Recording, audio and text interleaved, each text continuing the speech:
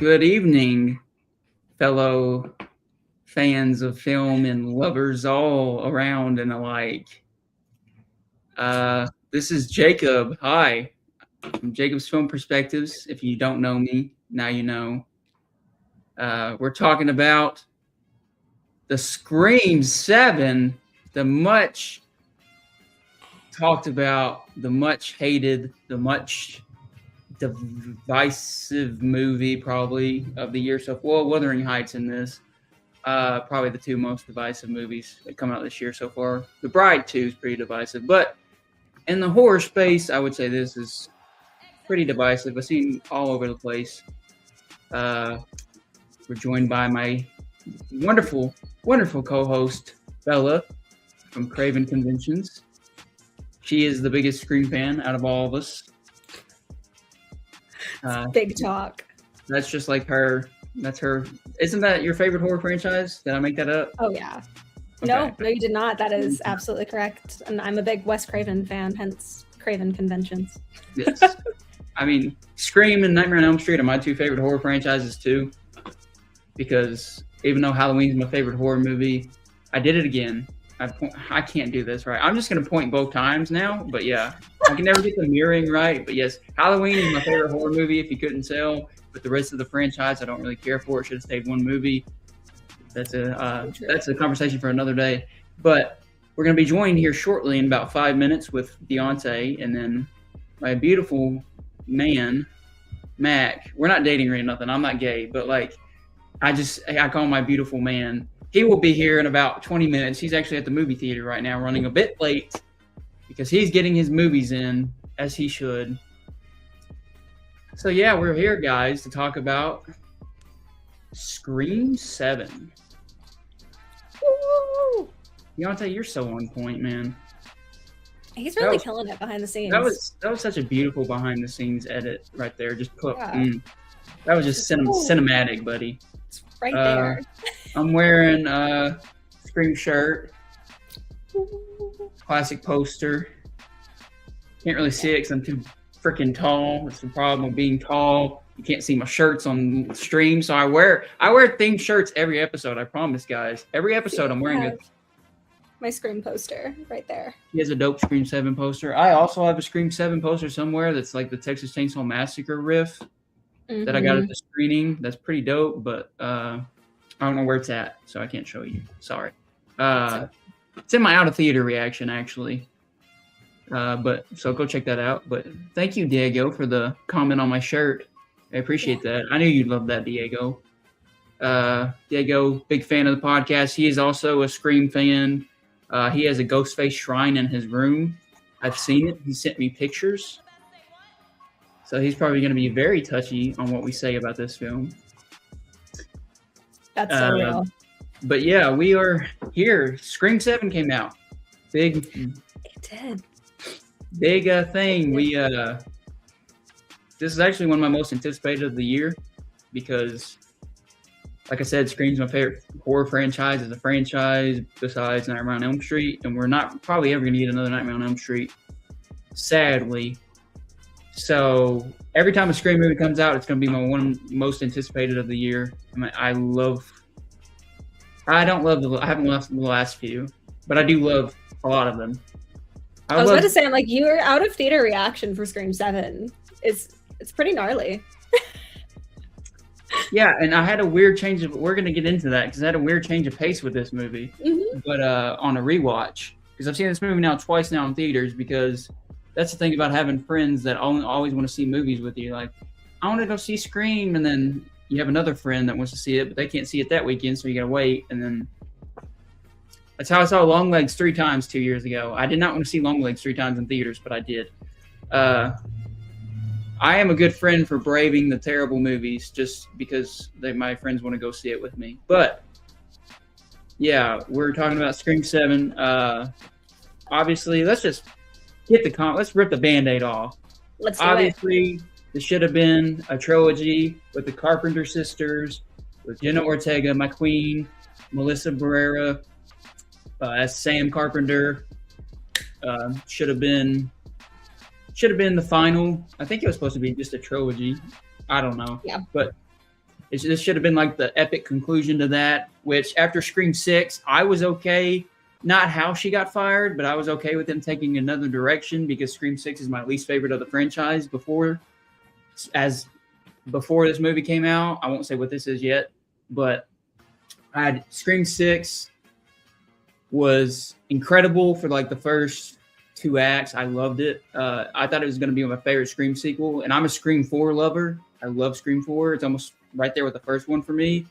So like that's hard to beat. So like Scream 6 was up there, and then unfortunately it absolutely goes to hell in the last 45 minutes, something like that, where I'm just like, I cannot stand this movie. So it's my least favorite because it ruins all that potential. So this one, after bad reception from that, I remember Scream 6 getting pretty bad reception when it came out. And then because of political comments, which weren't really that political, Melissa Barrera said they like fired her.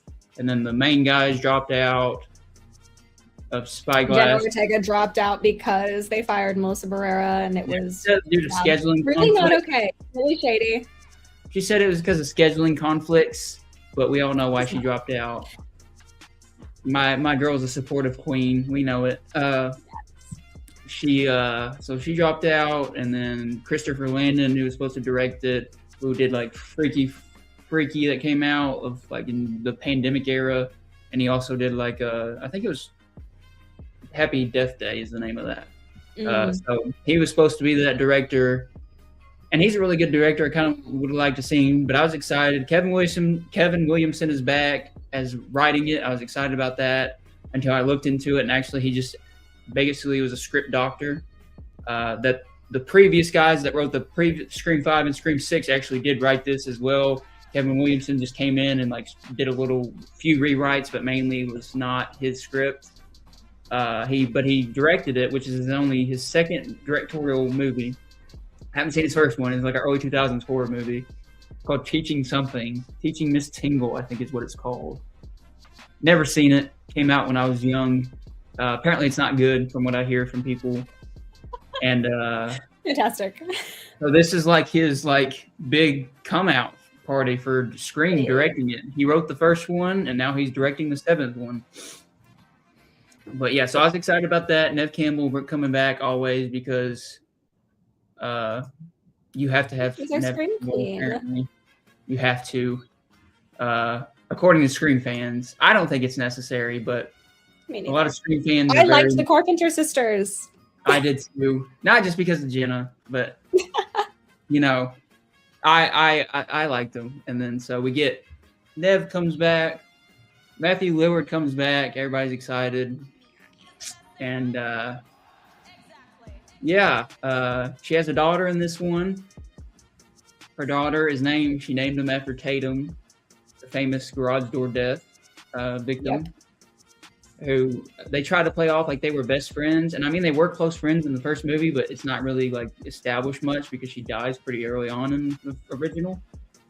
So, I mean, I like that aspect of her calling her Tatum, but at the same time, I'm like, well, I mean, they weren't that close, but I don't know. I didn't really. Ooh, I disagree with that. I definitely think they are like genuine besties. They stayed the night at each other's houses, and her brother was Dewey, but like, yeah, I guess, but like, we didn't get much time with her, is what I'm saying. Because she died like 45 minutes into the first movie or something like that. I think it's a little later than that. Is it longer? Yeah. Because remember, the garage tour doesn't happen until they're already at Stu's house. Yeah, it's at the final party. You're right. I am so sorry. See, I'm with the true Scream fan here. I'm a faker. I'm so fake. What are you talking about? She's in the whole movie. My memory's so bad, okay? You're all good. I haven't seen Scream. I just saw Scream like a year and a half ago, so it's not even that long ago. Okay, I just have really bad memory. We're debriefing that later, but yeah. But oh no, not for the first time. Oh, okay. I saw it in theaters. They were doing like a screening for. What were they doing? Because it wasn't the 20th, 30th anniversary, because that's this year. Mm-hmm. So I don't know why they showed it in 2024 at my theater, but they did for Halloween, I guess. But so I saw it in theaters the first time. I've seen it before, but it was in theaters a year and a half ago. But yeah, so she named her daughter Tatum, and which is justified. We have now discovered. Which is justified. Ghostface is back. He's back. Of course he is. Or they, you know. And then things happen. She's in a different town though. She's we're in California. Way across from Woodsboro. And basically, I'm having trouble describing what this movie is because the plot is very incoherent and doesn't make a lot of sense. So things happen. Yeah, but the gist of it is Ghostface is back. Sydney's back. She has a daughter. And Ghostface is now going to go after her daughter under the guise that Stu, from the first movie, Stu Macher, the iconic Matthew Lillard character, who died in the original Scream, is back and just like doing stuff. And they don't know if it's AI or not. And then things happen. Yeah. But yeah, that's kind of the intro to that. I mean, I don't know. What do you think about this, Bella? Like going in because you have Bella has a very interesting, because I think we actually have you live on our last podcast saying you were not going to watch this movie. I want to say that was on our last podcast live. It was. I was like a hardcore committed to boycotting Scream 7 because I feel like it goes against everything Scream originally stood for and everything Wes Craven as a creator stood for because of how they fired Melissa Barrera. So I had a lot of heartache with them even bothering to continue it. And I was like really skeptical of how they even would by cutting the Carpenter sisters from the story entirely, because that was everything that reboot was based on, was following their journey. And I was really invested in Sam's storyline specifically. So yeah, I had a lot of heartache, and I think I did say on the last episode, I'm not seeing this. Like, I'm so upset about it. But I ended up, why did I change my mind specifically? I think I got curious, and I wanted to be able to form my own opinion on it before a bunch of people started flooding my Instagram pages with what they had to say about it, or like if it was worthwhile. And I knew that if I told people it's not worth going to see it, that I could probably prevent more ticket sales. So that was a little bit of why. Huh? You told me it was because of the free poster. It was also because of the free poster. I do love the poster that's in her background. It's right there. That was also a factor. Damn poster. Yeah. You know, I am slightly materialistic. That is the truth. It's just a poster. I can't. Yeah, I also did have like a major moral debate with myself because there was literally one ticket left to see it opening night. So I did end up, like, it just kind of weirdly worked out. And I was like, I feel like I need to see this. I don't really know why yet, but I feel like I do. And I'm glad I did, because now I'm able to have a more in-depth discussion with you about this film and all of the ways that it kind of fails the franchise and the legacy. Were you expecting me to say that? I was not expecting you to say that whatsoever because, okay, so to give context, I was in Nashville a few weeks ago, so I wasn't able to see this opening day. I really wanted to. This is one, like I said, most anticipated horror film of the year because of Scream. And I wanted to see it so bad. And I didn't get to see it because I had to go to Nashville, and I was busy. I thought about getting an Uber from the hotel I was at and going to some random theater. But I was like, no, that's going to cost like $50. I'm not doing that. I'll just wait till I get home in a few days. I did see it opening weekend, but it was like Saturday or Sunday. But yeah, so I get a message from her on like first opening night that she's going to see it. It was literally opening night, yes. Yeah, and she even put on her Instagram story and tagged the Scream movie. You were so excited. And I was like, this girl's in. I was like, this girl was saying she wasn't going to see it, and she got to see it opening night. I'm so excited. Like, I'm over here dying for it, and I don't even get to see it. And then she comes out saying that she loved it. And I was like completely surprised by that. I was like, she loved it. So then that made my hype even more, because if you loved it, then that means I would probably love it, because you're very much more in, like I said, you're the biggest Scream fan out of all of us, out of us two for sure, and Mac and Deontay when they join in a bit. But so I was like, okay, there's no way I'm not gonna not like this. And then I watched it on my first watch. I was like, nah, fam, this is not it. Cut. And I couldn't believe that you actually loved this. Like, what you're saying now is what I expected you to say that Thursday. That's what I expected from you. I did not expect you to come out saying, I love this, you have to see it. I was like, oh, I thought she was going to say, this is terrible, don't watch it.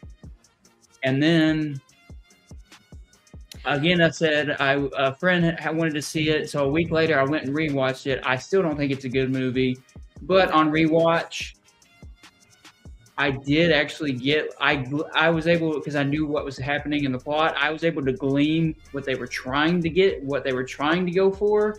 And because of that, I think I gave this a 2 stars, and I didn't like it on Letterboxd.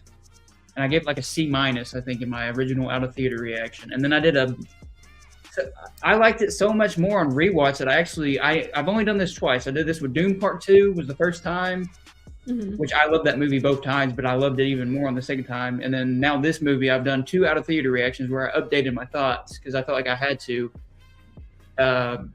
Because my original Scream out of theater reaction was the most interaction I've ever had on TikTok besides my Wuthering Heights one. This year, I've had both the most, since I've been doing TikTok, Wuthering Heights and Scream 7 have been my most interactive, where my comments, I have over 30 comments in each, just people going at it.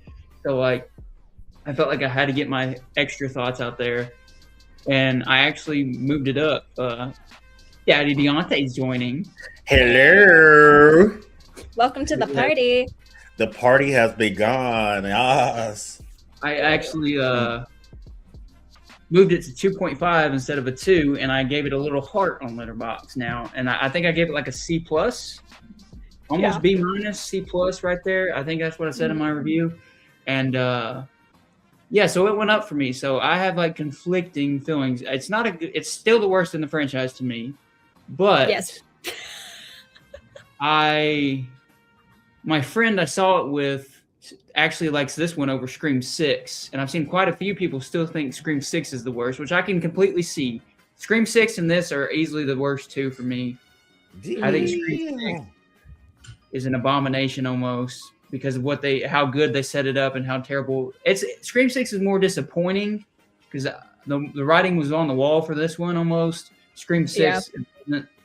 So I could see why they would say that. And I think Mac, when he joins in a bit, we can see. But I think Mac even told me when he came out, he thinks Scream 6 is still the worst. But I think this is easily the worst one still. Even though it went up like 2 grades on like a half a star on Letterboxd for me. Because on rewatch, I did. Yeah. There is things. It is cohesive enough where you know what's happening. And I could see exactly what they were going for. It just was not executed well or written well. And because Kevin Williamson is not really a director yet, I mean, he's a director, but he's not very good at directing. There's a lot of directing issues as well we'll get into. So, yeah, we'll get into that. But, yeah, so I was kind of shocked to hear that from Bella, though. So you're a hater now. It's a straight up hater. Yeah. I'm not a hater. So when I texted you that I loved it, I did also have a strong caveat of you're going to hate these elements. And I was correct. You did hate the elements that I mentioned in that next message. Yeah. The thing about Scream and the people who are like diehard Scream fans, and anytime you are rebooting a franchise, you are capitalizing on a pre-existing fan base and a pre-existing fan culture of people who are just excited to see these characters back in a story on the screen. it doesn't really matter if your story is good. People are there because they're already invested in what this story represents and what this franchise has already successfully captured. And my love in that moment was more for the fan culture and the people's reaction in the theater to watching a new continuation of the story that we all love. Like, I would not have gone if I didn't genuinely love Scream and have hope. But the thing that made that movie experience for me was not the plot and not the acting and not the Ghostface reveal at the very end. It was absolutely the people I was in that theater with. And so that was why I was still excited, even though it is absolutely, in my opinion, the worst one in this franchise. And that does combine with the fact that I already had a lot of tumultuous feelings towards even going to see it at all. But yeah, I don't regret it. I love that I now have this poster with a tagline that makes no sense because it didn't actually do anything with it.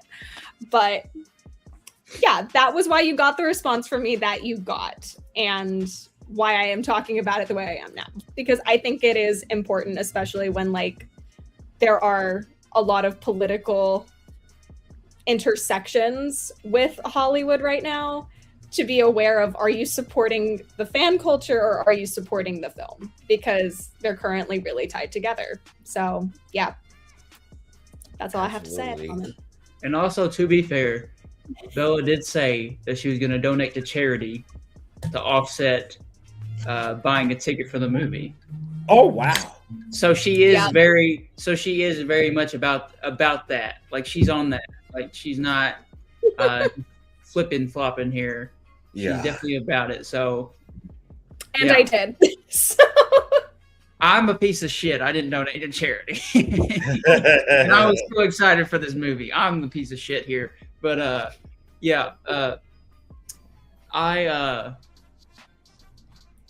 don't know. When I first watched this movie, like I said, my favorite thing was Don Toliver's song in the credits. I was vibing. Oh my god! I was vibing. The Ice Nine Kills song with McKenna Grace. I have not even listened to it, really. Never mind. I don't like Ice Nine Kills. I'm sorry, guys. Don't murder me. I don't even. I haven't heard this song yet. Never mind. Just sally forth. See what happened was. See, Ice Nine Kills is not my vibe. They're too theatrical for me for music, and I'm not a rock guy in general. So the only song I ever like by them is their American Psycho song, and it's just because they do multiple American Psycho quotes, and I'm obsessed with that movie. It's not even a good song, I don't think. It's American Psycho related, so I'm gonna like it because I'm an American Psycho whore, and I literally have a Patrick Bateman picture like up above. I would turn my computer, but that's too much work. But I have a Patrick Bateman. I have a framed Patrick Bateman picture in my movie room right now. So yeah. So the Don Toliver song, vibing, I was like, oh yeah, this is the best part of the movie. I even said that in my original Letterboxd review, was the Don Toliver song was the best part of the movie. It's not even that. It's not even a good song by him. Like, it doesn't really tie to the movie. It's just a vibe, and I like it. I just like Don Toliver, honestly. And then the Scary Movie 6 trailer before was also the best part for me, because I'm a Scary Movie. That was hilarious.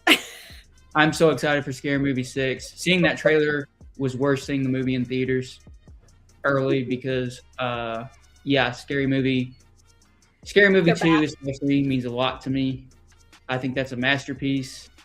Me and one of my friends really connected over Scary Movie 2, our love for that. And I have a weird soft spot in my heart for Scary Movie 2. So, like, the Scary Movie franchise means a lot to me, especially those first two movies. I grew up watching them. Unfortunately, I was probably too young to be watching them. But so I'm so excited for Scary Movie 6. So that was probably the best part too, was seeing that trailer. You're still too young to be watching them. You're bad. You know what? I could. You know what? 27. I don't know. 27. But yeah, So what do you think? Because Deontay, you have a completely different take on this, because I remember you saying in the chat you haven't even seen all the Scream movies, right? Yeah, so I skipped 2, 3, 4, 5, and 6. Wait, hold up. So you watched the first Scream and this. Yep. So I have Give me zero all thoughts. I have to know how this works. I walked into that theater with zero context besides like knowing who Stu is and and Sid Gale and those people. Jacket. Like, the jacket. I was like, wait, there's another house in this. There's more recurring characters in this movie. What? Who are they? Oh my god! It's like I see kind of an all-star cast, but at the same time, were they into other Scream movies? I don't know. As a casual Scream fan, as a casual fan of this franchise, it didn't take much for me to understand the formula. She had to go. She was like, I gotta pause for a minute. You gotta let her breathe for a second. You gotta breathe. To get her oxygen. She's like choking. I am laughing so hard. Take your time, breathe. Breathe. We don't want you choking on screen here. We almost lost Bella tonight, y'all. Bella's gonna be crashed out on her floor for the next hour. I tried to give him Bella. He said that in our JFP chat that me, him, and Nick have. He was like, I haven't seen anyone but the first one. I was like, dude, you gotta watch them. Yeah. I was so like, the man, ending had no significance to you. Right? My biggest complaint about this movie franchise is just, well, actually not even about the franchise. It's about Scream 7. There's a formula that everybody kind of picks up on after a while. It's just like, you think Ghostface is gone for good, so everybody's all complacent and just not giving a damn. All of a sudden, Ghostface is back. So it's just a series of killings. People are trying to solve the mystery on who's doing the killing. And then you get the big reveal. It's basically, did I summarize every Scream movie up until this point? I think you summarized most of horror films, actually. Oh, it's like the most iconic slasher film of all time. And from what I'm hearing, like, this is probably one of the most underwhelming reveals in the entire franchise. Sir, I have to cut you off. Uh-oh. Halloween is the most iconic slasher. Yeah, that's true. Okay. Michael Myers. I just had a rep from. I had a rep for my set. You know what I'm saying? Yeah, he game banging. Yeah, you know, I got Friday the 13th too as well. But it's hard to choose one. But honestly, I go with the supernatural villains over the human villain anytime. So Ghostface might be a little too human for me. Guy's got sex appeal. I'll give him that. But it's just something about an undead Jason Voorhees, or the embodiment of fear itself, Michael Myers, and those two being completely unstoppable. So they will always have higher priority over Ghostface. I'm sorry, guys, but Freddy Krueger too. So I would say, as far as human serial killers goes, Ghostface is the #1 human slasher. Ooh. And honestly, I wouldn't even. I don't think I can name too many more human slashers. That's like, yeah, I can't really kept going. Yeah, for me, I think I would argue Leatherface. Leatherface is a good contender. I'm taking Ghostface over Leatherface for me personally, but I mean, obviously, I'm biased already.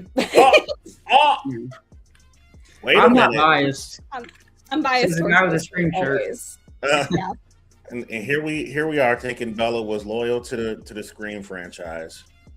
I am. I love Ghostface. But Ghostface to me doesn't necessarily feel like a genuine slasher, because so much of what that character is supposed to embody is satirizing the slashers that came before.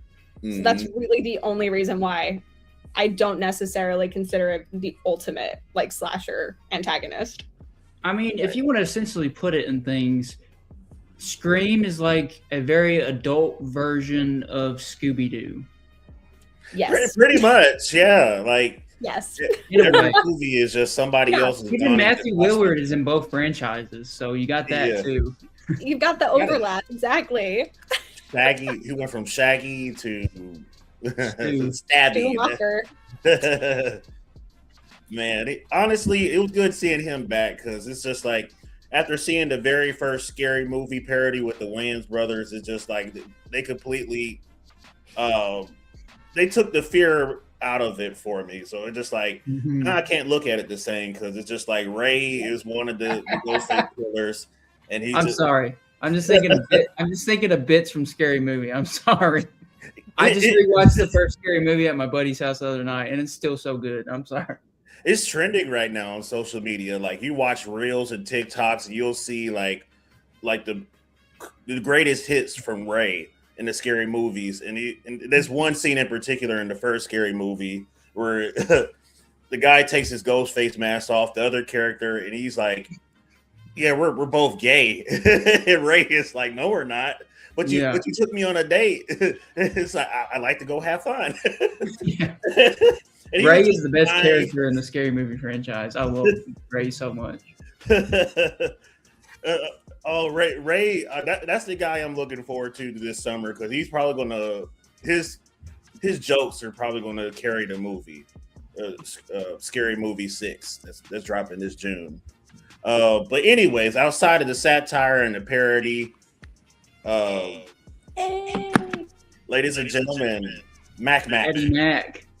The wonderful, beautiful man. He went black for a second. Bars. I'm amazed that you had Mac Daddy right there and didn't capitalize on it, Jacob. Wow. Mac Daddy's too basic, man.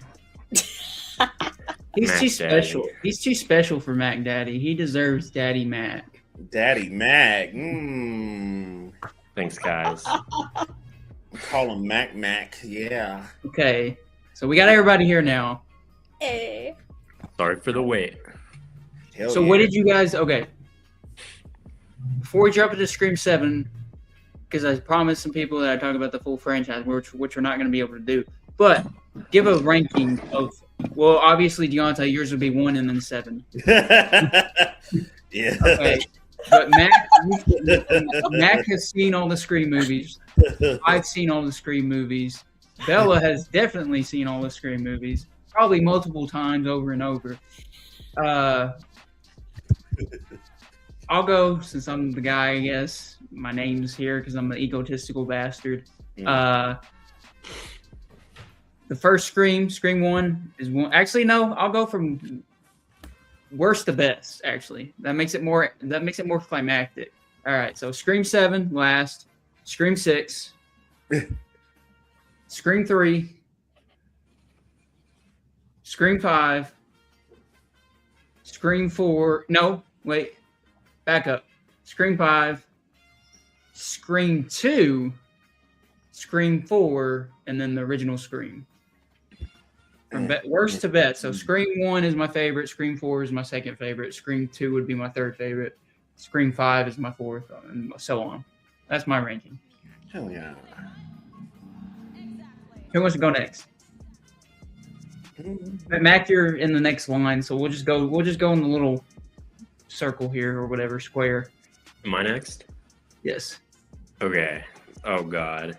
I gotta... Here, one moment. I'm honestly not ready for this because I really only remember like the Ortegas, the first one, and the new one because I haven't watched 2 through 4 in a while. I've watched them all. It's just been a really long time. If I'm going off memory, probably from worst to best. I really didn't like 6, so I'll put that at the bottom. I'll put 7 right above it. Oh, well, no. Yeah, I'm going to put 3 right above 7. What is that, 3 of them? Yep. And then,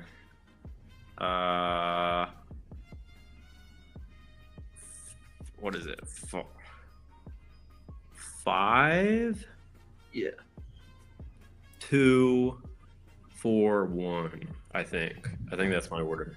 Let's go. We have the same top 3. Oh, really? Actually, same top 4. Let's go. I just remember really loving that 4th one. And then I love the 4th one. Iconic. Yeah.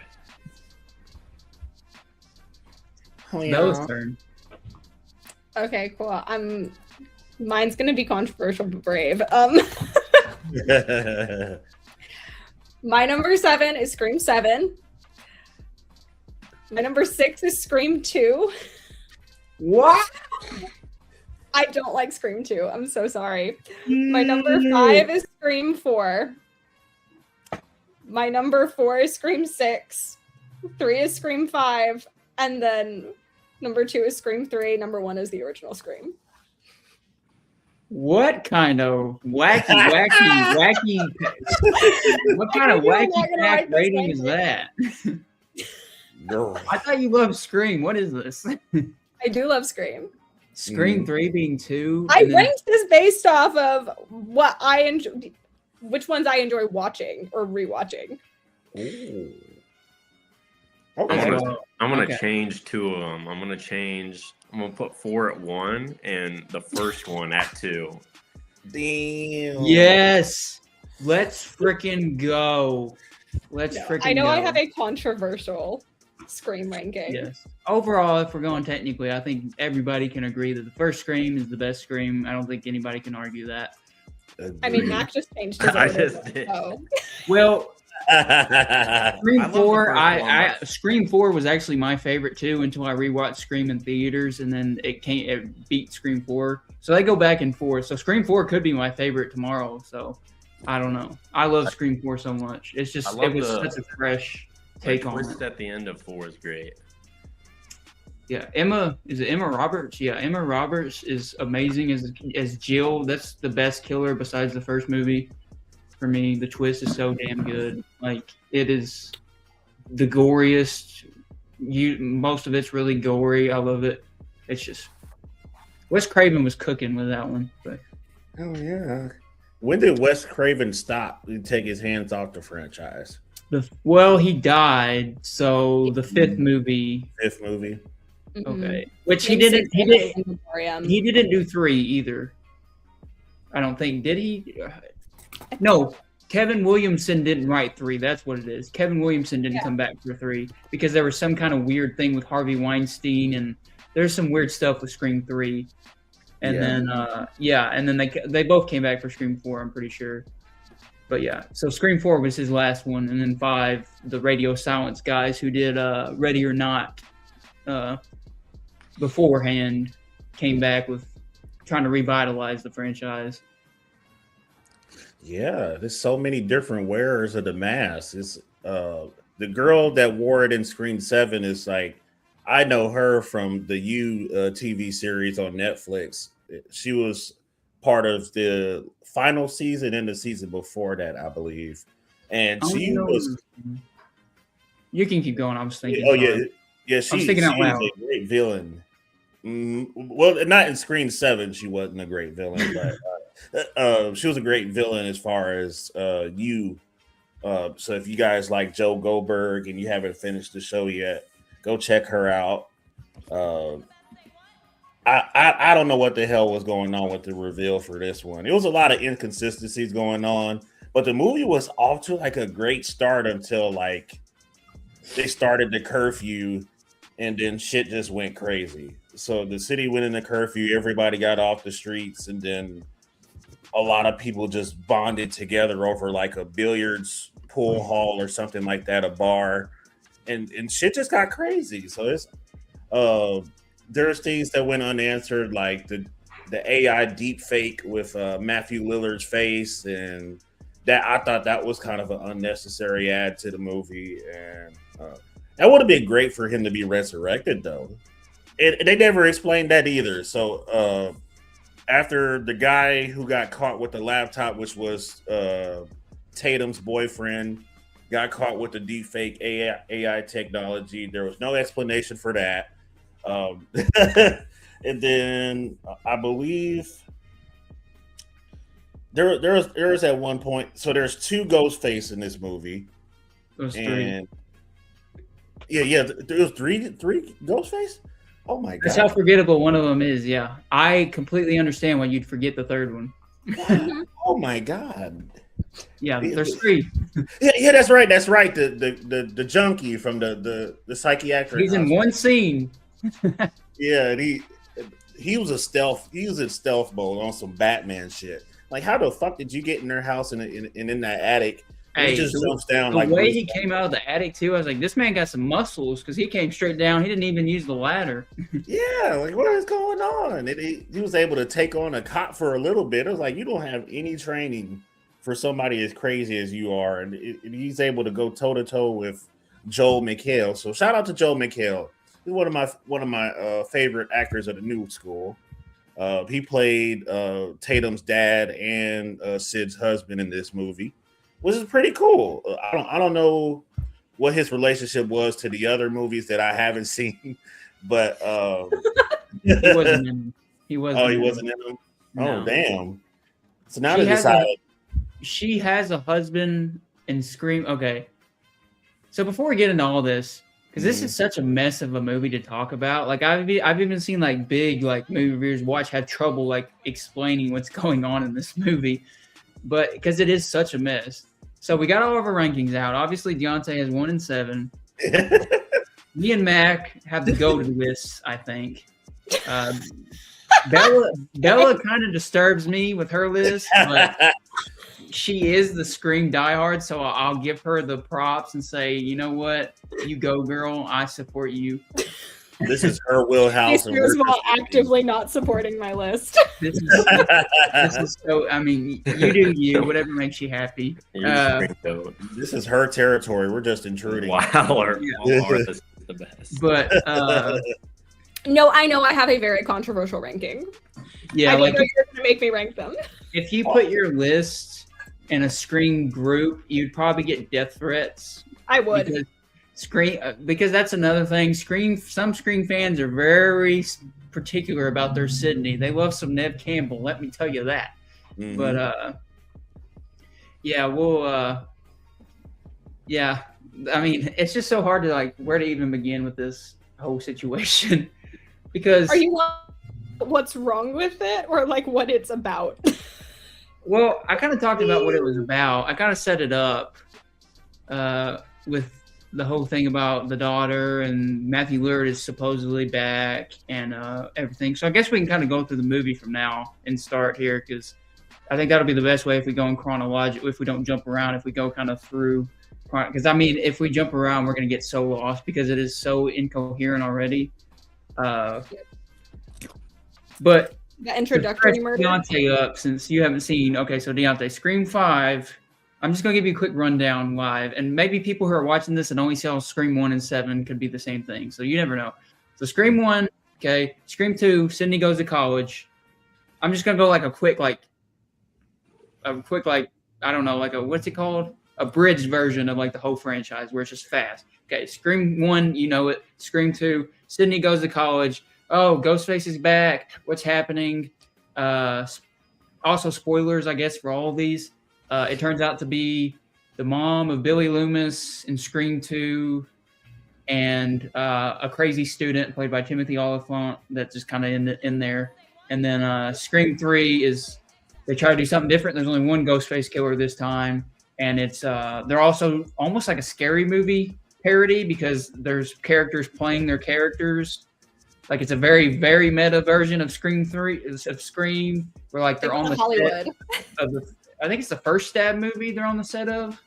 Mm-hmm. And then like Parker Posey is playing one of the characters and like she's amazing in the movie. I love Parker Posey in Scream 3. Posey. Shout out Parker Posey in general. She's she needs to be in more movies. I love her and everything. But White Lotus. She turns out Sydney's brother, Roman, who is the director of the movie, is the killer on that one. Scream 4, we get Sydney's niece, which is Emma Roberts, Jill, which happens because she went. Her cousin. It's her niece. It's her sister's. Somehow, it's her niece. I think. I want to say it's her niece, but and it's her whole motivation is she wants to go viral, and like. This was like in 2011, so Wes Craven was ahead of his time for real because like she was wanting to go viral in 2011. Like that wasn't really a big thing back in the day.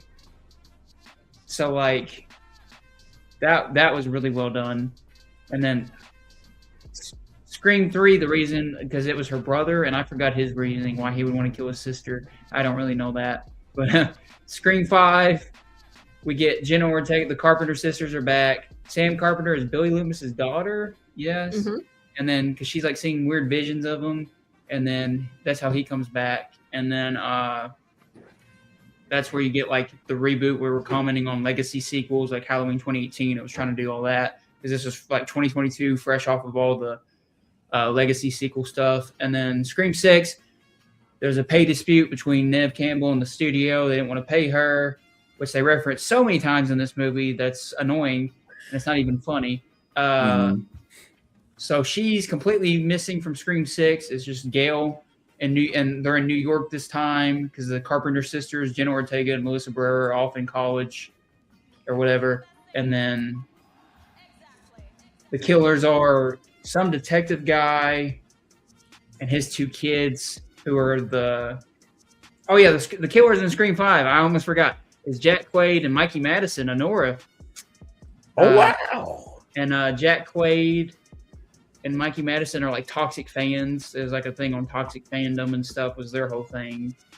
And then Scream 6 is the detective and his two kids, and their brother and his son was Jack Quaid's character in Scream 5, which is such a, when I think about it, that movie sucks. That's such a stupid about that. And then Scream 7, we'll get there, but yeah, that's a really fast, like a bridge version of the Scream franchise. When I really think about it, man, this franchise is kind of all over the place, but but consistently great until the last two, so kind of weird. But yeah, we'll get into it. So Scream 7 starts off. Let's meet Tatum. Oh. The opening scene. Oh yeah, that's right. Airbnb. I love the opening scene. I think the opening scene was incredible. I usually don't like that actor. He's in like a lot of comedies, and he's never really that funny. But he was good in the opening scene. And I love the motion sensor with the Ghostface. And we obviously know Ghostface is going to take place of the motion sensor statue at some point. You see, it's predictable, but it's a really well set up sequence, because it's like this murder house where you can stay the night, I'm guessing. And like they call, and like the dude does the voice. It's like a whole like experience package basically.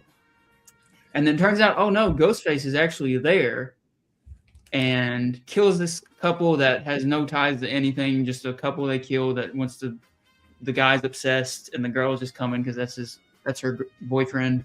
And they die. Some decent kills.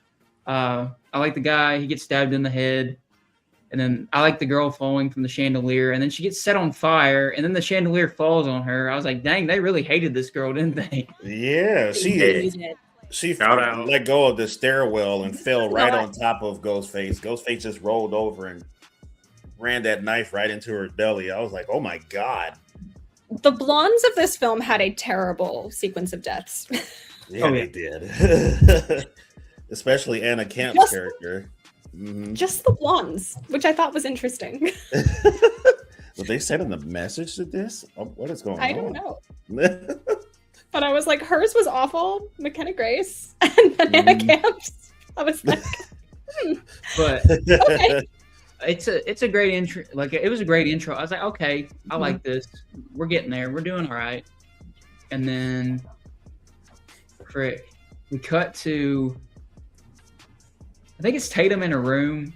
And her boyfriend, for some reason, is sneaking in. Wants to play Billy Loomis, which is kind of weird because, like, your girlfriend's mom, her life got turned into a movie, and now you're kind of making fun of that by creeping into her window. Like, I don't think she'd be cool with that, really. I don't think it's that really funny. It's kind of weird. to do that. I thought. Well, they also like completely recreate the scene from the first Scream. Like they even are playing that rendition of Don't Fear the Reaper in the background, like the acoustic version. Mm-hmm. They literally did everything possible to make it feel identical to Billy Loomis' introduction in the first one. I was like, okay, that's a This choice. movie at times is definitely feels more like a parody, like a scary movie than a Scream film, for sure. But yeah, we get that, and then I will say, actually, I'm not even gonna go through the whole plot because it is so that would take so long, and it's so. You know what? F it. We're scrapping all this. We're just gonna say what we liked about the movie and what we didn't like. One of you guys go first. I'm tired of talking. Somebody take the lead here because this movie is just confusing me. Man, honestly, I enjoyed the movie. I had a good time watching it. Everything made sense until I started thinking way too critically. So when I judge a movie, the score starts with, "Can I go into escapism and stay there?" And I was pretty much a part of the story until some of the reveals started happening, and then characters were getting injured really badly to the point like they should not be alive, and they were still alive. It's Buddy.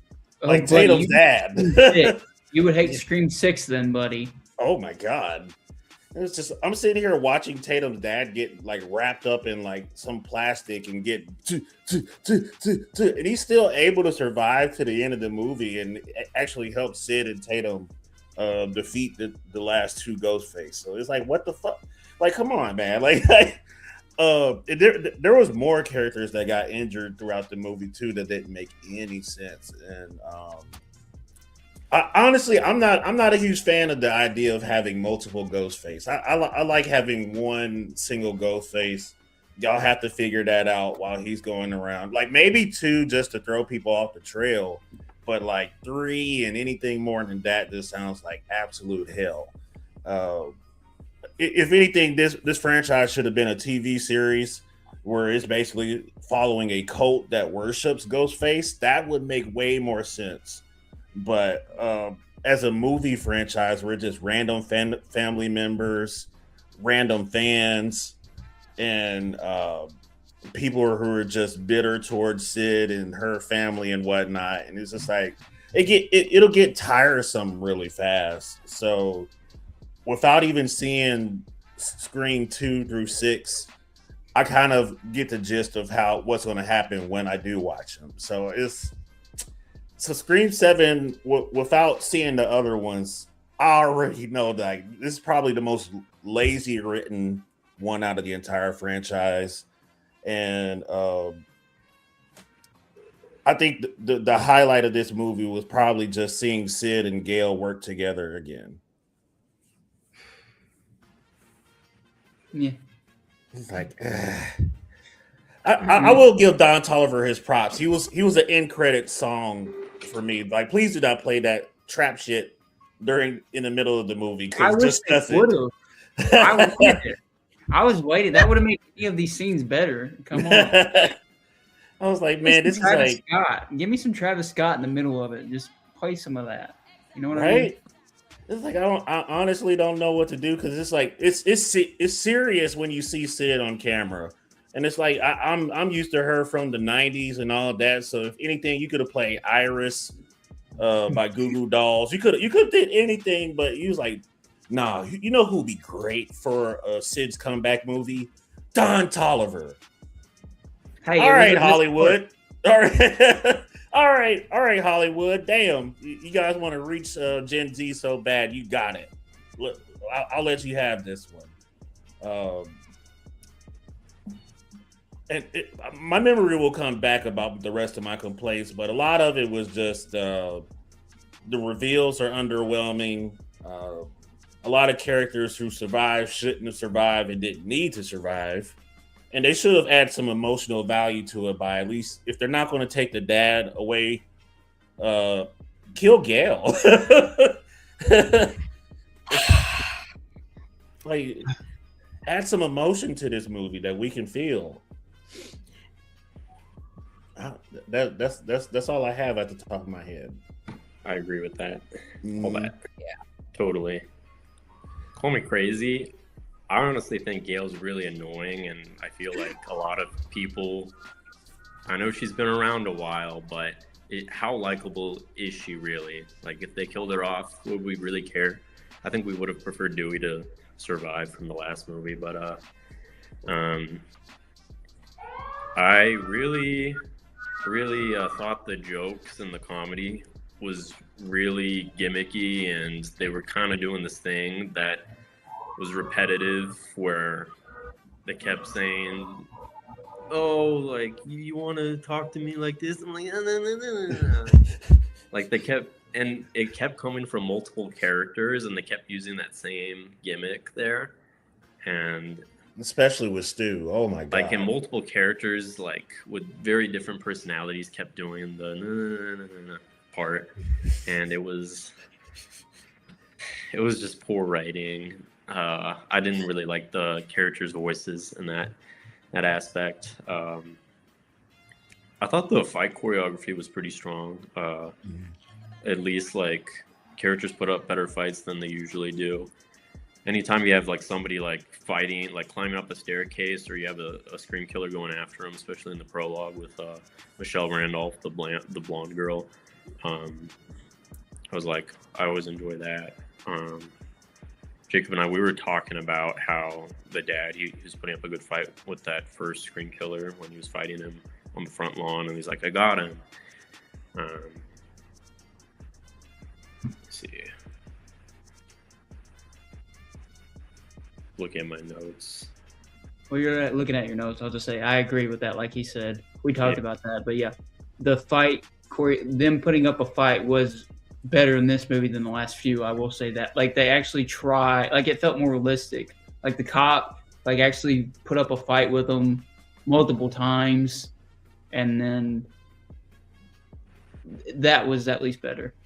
I'll give the movie that. They actually did put up a fight with a lot of these characters. Yeah.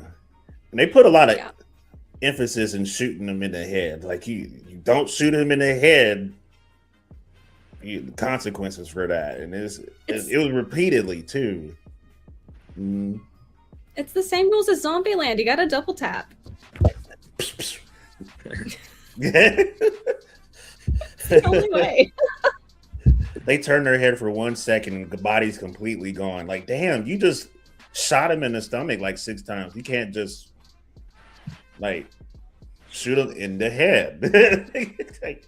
And how do they even have these supernatural powers to survive that? Like, well, they always had plot armor in the Scream films. That's a thing. If you're going to be in the Scream franchise, you have to forgive that, because another thing people complain about is, okay, that girl is 5 feet tall. How is this a 6 foot person right here? But then she's 5 feet when they're revealed. That you just gotta. That's like a thing you gotta give up. You have to like let that. If you can't let that go, I don't think you'll enjoy the Scream films. You have to let that go, and you have to assume they're all wearing bulletproof vests, and like that's how they survive the gunshots, is they have a bulletproof vest, and that's why you gotta shoot on the head. Like those are like, you have to suspend your disbelief to enjoy these movies. Yeah. Sure. Big time. To be fair, I think she was shorter than him, and she was also shooting through a wall. She was. Hard to get a headshot. My other issue, I really thought because they were fighting, there was a lot more effort in the fights to stay alive, so I thought the stakes were like, they were kind of going somewhere. I thought the pacing was like a little bit better than most of the Scream films until the reveals at the end and things like that. Just because people were fighting harder. But my biggest issue with this film was it was repetitive of how the last film was. It didn't really raise the stakes. It kind of had the same ending where like, this is a horror sequel, or like this doesn't really happen, that kind of sort of thing. Like the reveal with the killers, it was kind of the same like horror trope from the last one. Does that make sense? Yeah. Yeah, I can see that. Yeah. Kind of vague, but yeah, it just felt like felt like the last. Once the killers were revealed, it was the same. It felt very similar to the way 6 ended. I was kind of hoping for something different. Was this supposed to be the last Scream of movie of the franchise, or is it supposed to be another one coming?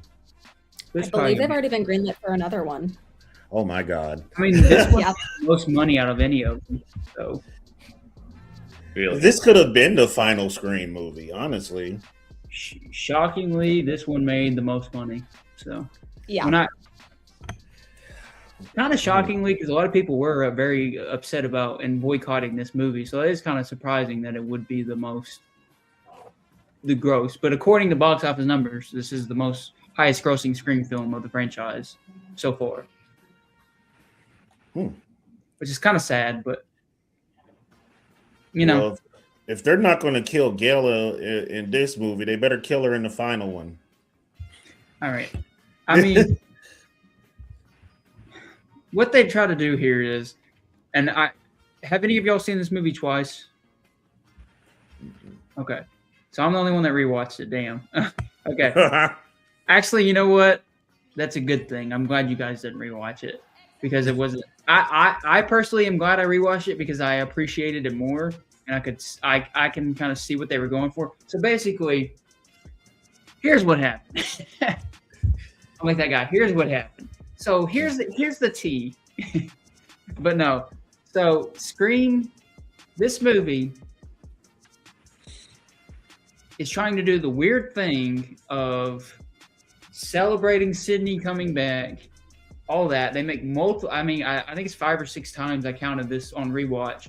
They mentioned you should have been in New York. You should have been in New York. You should have been in New York. You should have been in. I'm just like, shut up. No one cares. But obviously, and then, but at the same time, they're attacking the fans that love Sydney because this whole movie, if you look at it, what they're going for is because the killer reveal at the end, they're making fun of fans that only want Sydney. Like that whole killer reveal, that's what that is. Because the only reason this girl is Ghostface is because Sydney disappeared. That's her whole reasoning. If you want to glean it, you kind of have to watch. The first time you watch it, you don't get why she's Ghostface. Like you're like, huh, what happened? Like why? What is this? But like it took a rewatch for me to fully get it. But when I heard the monologue again, basically he killed her husband. Sydney gave her empowerment. Sydney left, so then she went nuts. That's basically her whole thing. So that's basically a commentary on the fans that are making fun of the fans, saying like the ones that were upset that Sydney was gone in this last movie, and like the Scream movies aren't Scream movies about Sydney. This movie is attacking those fans, but also trying to service them at the same time, and that's where the conundrum happens, where it's like, okay, the writers had one thing that the original writers, and then Kevin Williamson came in and was trying to do damage control after the whole fallout with the firing of Melissa Barrera and the whole switch, and then he had to add his stuff, and it just clashes so much where it's just like so mind-blowing. Like I'm just like, okay, like you really like I had to watch it twice to fully get what they were going for, because people say the first, when he burns down the house in the beginning, one of the Ghostface burns down the house, to say that has no tie to the rest of the movie. Technically, it does, because if you're watching it from from the perspective, they're basically saying, this is so complicated. Yeah. They're basically saying, this hurts my brain trying to think about it. They're basically saying that when they're burning down the house, they're basically trying to get rid of the Scream franchise as it is, because that's where it started. Stu's, or is it Stu's house? Stu's house. Yes. And they're trying to like get rid of it because they only want. They're burning down. Well, the whole reason they burned down Stu's house in the Ghostface, the only logical reason actually, is to get Sydney to come out and be like, oh, somebody burned Stu's house. Like that's where I like saw that. I was like, okay, that's the only logical reason this would be in the movie, is because that would maybe draw her attention, but then it doesn't, because they never show anything about her reconnecting with it. So that's a disconnection. I see what they were going for. They just didn't completely execute that. And they're also trying to, like, again, attack the fans that love Sydney by saying, okay, this isn't the Scream movies aren't going to be like this anymore. We're burning down the old house. We're starting fresh with something different with the daughter. But at the same time, they're trying to saying Sydney should have been in New York. That's what I'm saying. It clashes so much. Yeah. But, like, I can see what it's going for, where it's like, that was the whole purpose. Because all the Scream films comment on horror. All of them do. That's like that's the thing. That is why they're Scream films. That's why Scary Movie exists, is because Scary Movie is doing a parody version of that. But, like, that's how Scary Movie started anyway. But all of them have commented on something. Scream 5 was on the Legacy sequel. Scream 4 was on the remakes that were in the 2000s. And then Scream 1, obviously, was 80s slashers and such. And then Scream 2 and 3 were kind of like extensions of that. And then 6, I don't know what the hell Scream 6 was. And then Scream 7 was the Scream franchise itself is what they're trying to comment on. They're trying to comment on their own selves. So they're trying to be overly too meta, where that's why I say it feels like a Scary Movie sometimes more than it does a Scream film, because they're trying to comment only on the Scream films now. There's no other commentary on horror besides the Scream films, because they mention Sydney, New York. They bring back the jacket from Scream 2. They burn down Stu's house. They talk about how the killer's main motivation is because Sydney wasn't disappeared. Basically making fun of how fans reacted when she disappeared in Scream 6. Like, it's all attacking the Scream franchise and the Scream lore, but it's a Scream movie in of itself, so it's at confliction with itself. Like, it's not working with, because it's a mind like field of, like, I don't know. That's what I got from it. That's the best way. That's me, like, racking my poor little brain. This movie is the physical embodiment of ADHD. It's like so you many. know what? You know what? I actually have ADHD, and you're completely right. Like, I'm not even you're completely right. It is that, because, like, it is so much, like, it's such in conflict with itself, where it's like, okay, you're commenting on the Scream franchise, but you're also a Scream film. You're attacking people that are like, Sydney makes the Scream franchise, because that's the whole killer reveal, is attacking the people that only want Sydney and those fans. That's what Anna Camp is a crazy version of that. But then you're saying that the Scream movies are nothing without Sydney, and the same jokes with Scream. Like, you should have been in New York in Scream 6. That's why Scream 6 wasn't good, or whatever, or the last one, what happened. It's just like, it's so, like, in conflict with each other, where it's like, what is happening here? I don't know. Like, that's why the only good things, and why I give it 2.5 stars, is I like the try at the mother-daughter thing with Sydney. I like seeing Sydney as a mother. I will say, this is one of Neve Campbell's better performances as Sydney in the film. Like, she is really good in this movie. Neve Campbell is. I really like her in this movie, where probably since Scream 4, this is her best. I mean, Scream 5, she's barely in it. She's just coming in and out. And Scream 6, she's not in it. But Neve Campbell gives her best performance since Scream 4. And she's great at playing the motherly figure in a different phase of her life. The girl that played her daughter, I don't think is necessarily that interesting, but I don't think it's the actress's fault. I think it's the script. She just didn't have much with. I like the idea of that, though, of it passing on to her daughter and some things with that. I like that idea. Like, I love the scene where she teaches her how to shoot the gun through the window. Like, that's a good sequence where she's telling her how to shoot the gun through the wall. Like, she's never shot a gun before. And she's like, tells her how to shoot the gun through the wall. Like, that was a great sequence. I love that. The opening, I love. Don Toliver song, I love. The other thing that I really liked in here, that's about it, actually, honestly. Attempts that they tried to do, like I feel like they could really bring it around with Scream 8. I know that's crazy because of how bad this one is, but they're gonna make a Scream 8. I feel like they could bring it around if they just hone in on the script and have one writer instead of two writers, and then bringing in another writer, and then trying to cover their ass in a way because they fired Melissa Barrera. Like they tried to and the turmoil with all that is crazy. So yeah, but like the mother-daughter sequence with like her telling her how to shoot the gun was great. The opening's great. Don Toliver credit song, great. Neve Campbell gives a great performance. Shout out to Neve Campbell.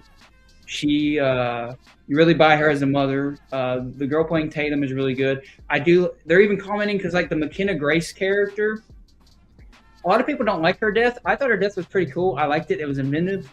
I liked her death.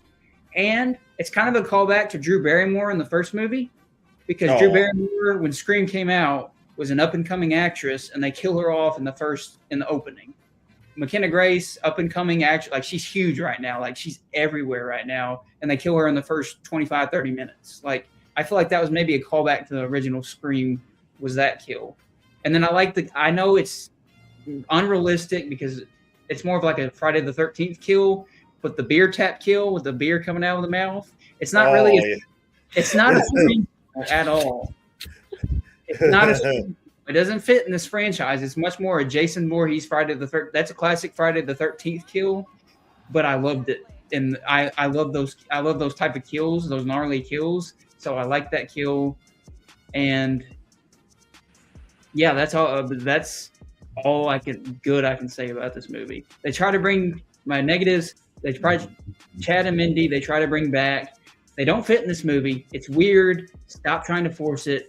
And they're almost parodies of their characters from the previous two movies, where they're really annoying, especially Mindy. I'm just like, okay, she's not even a human anymore. Like she's just a parody of her old character.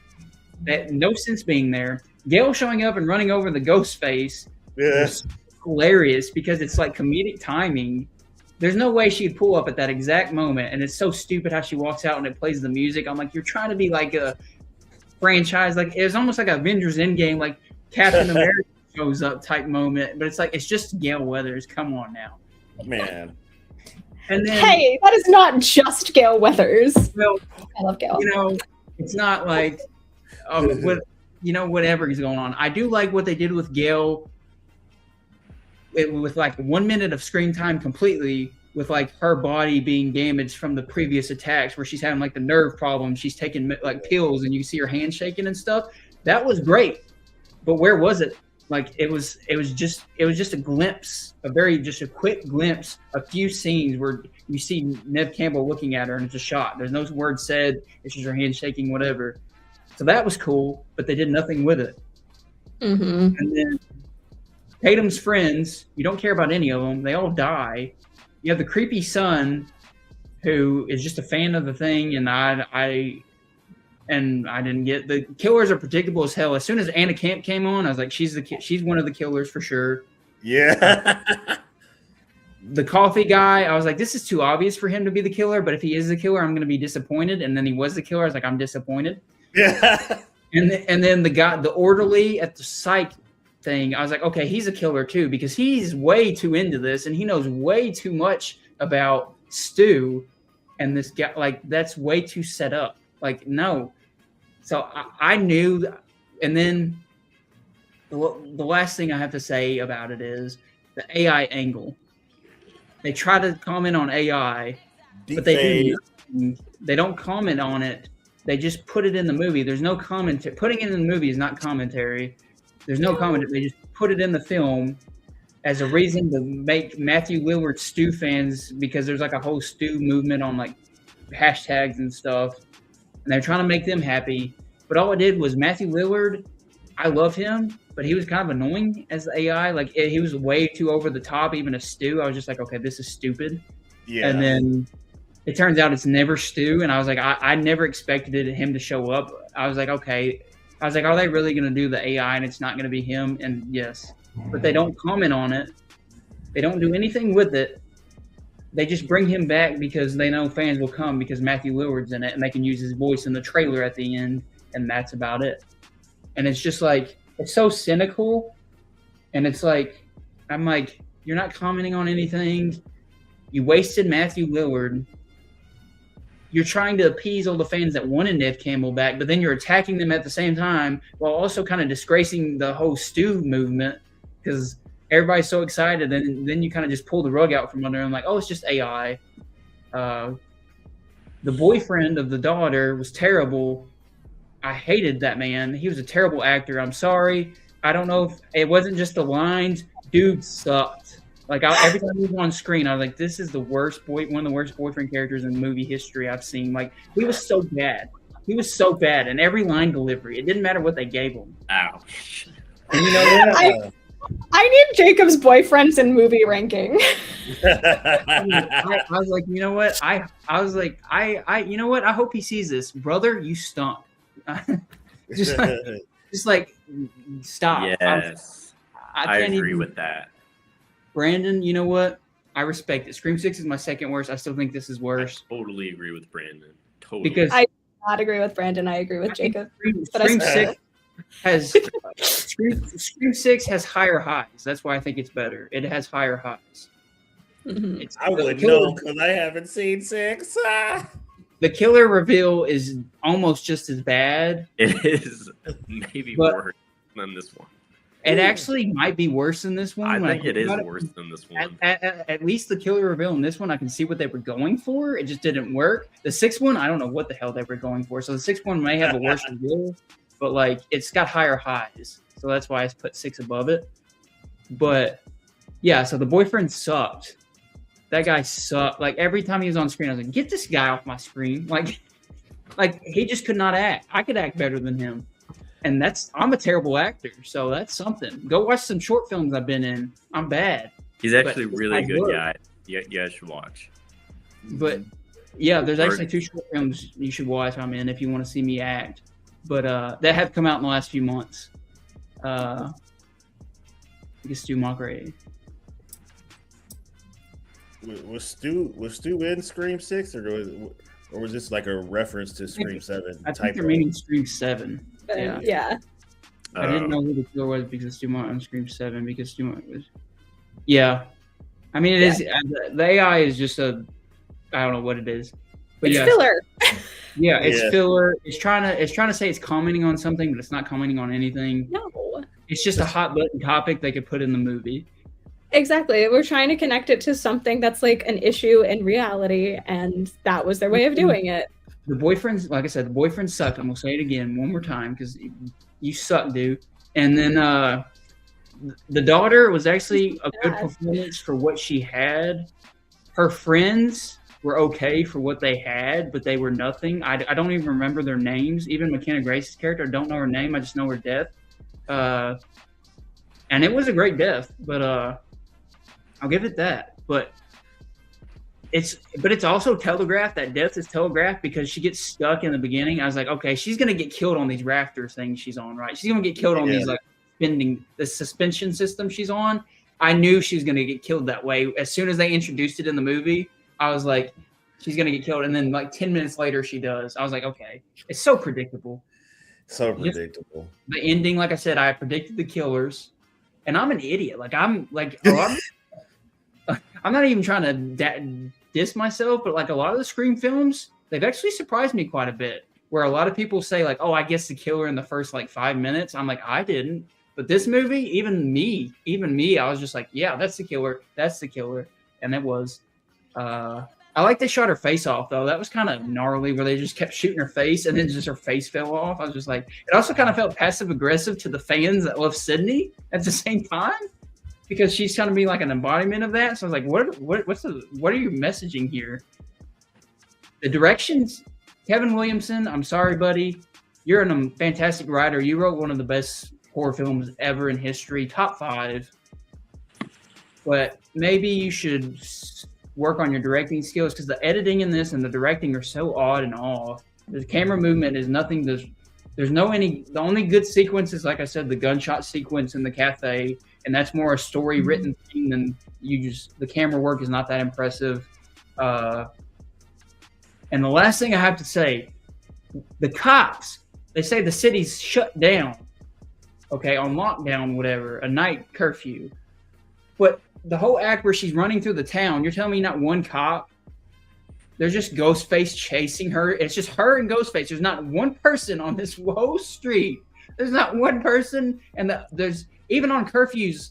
I don't think they know how curfews work. They must be from a city. A night curfew in a small town, there's going to be cops patrolling still. And to make sure the curfew is followed. Yeah. She's just running down the street screaming. And then Sydney leaving her key.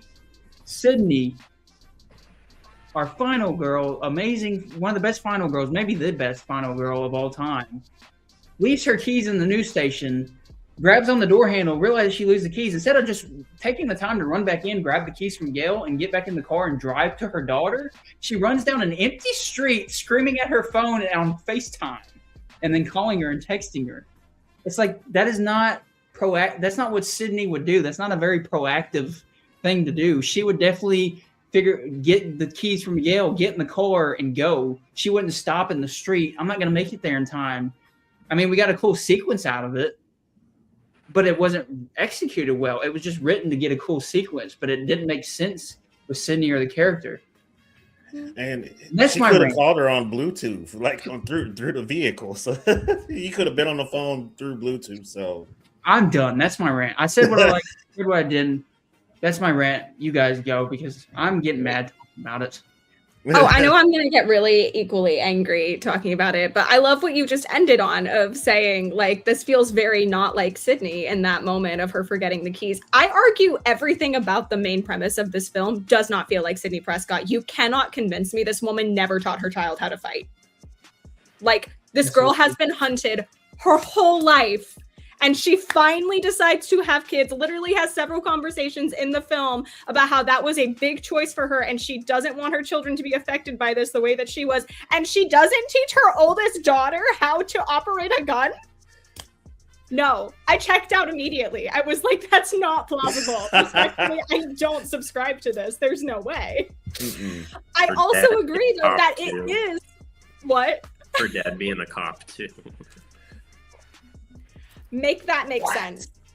You can't. That's all I have to say about that part. But I agree, the scene in the cafe where she's teaching her how to shoot it through the wall, the best scene in the film. However, I had already unsubscribed because I was like, this would never actually be a plausible scenario that would need to happen because the real Sydney Prescott should actually stand up in the theater right now and say that she taught her daughter how to fight. Like, that's it.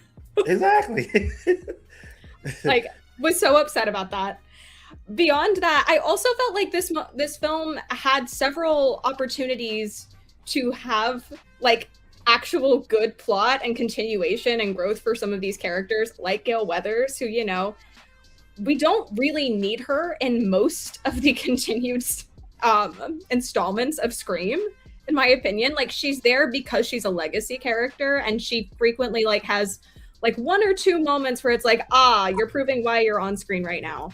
And this one, I really was hoping it would be the interview, because we have been waiting for years to get an actual interview between Gale and Sydney. That has been something she's been requesting literally since the first Scream film.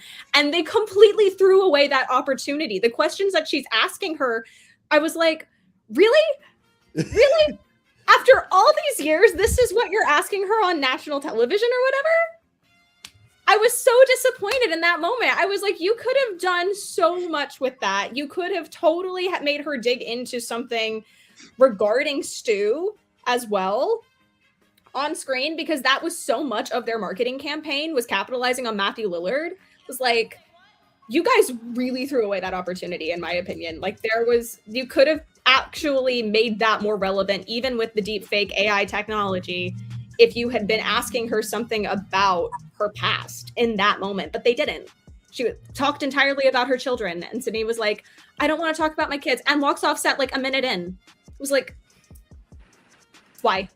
Why are we even here? I don't understand. And that is honestly like my big critique of this film. I don't understand why we needed it, other than to make money, because it doesn't really do anything for any of the characters involved. And I felt like the character reveal at the very end for Ghostface, Jacob, you did a great job of actually making that make more sense to me than anything else I've seen.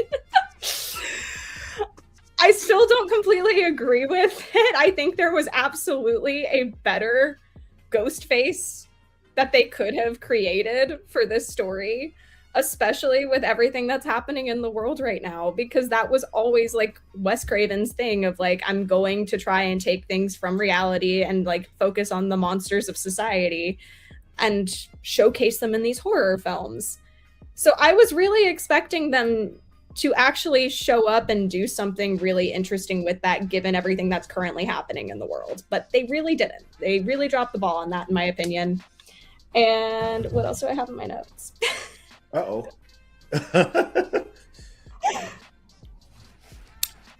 Go off, girl. I feel like you guys have hit most of my other issues with this film. So I'm gonna leave those specifics right there. I did love the McKenna Grace death as well, and I do completely agree that it mirrors the Drew Barrymore one, even with her like, especially like the final shot we have of Drew Barrymore where they have her strung up on the tree with the entrails. Like everything about that was totally mirroring. Yeah, There's my rant, because I'll also continue to just get angry. So like when you gave it like, because you told me you gave it like 4 stars or whatever. So like, Did I? yeah. So like, was that more just like because of the hype? Like you were talking about like you're being around the fandom and stuff. Yes. Is this like now your thoughts like?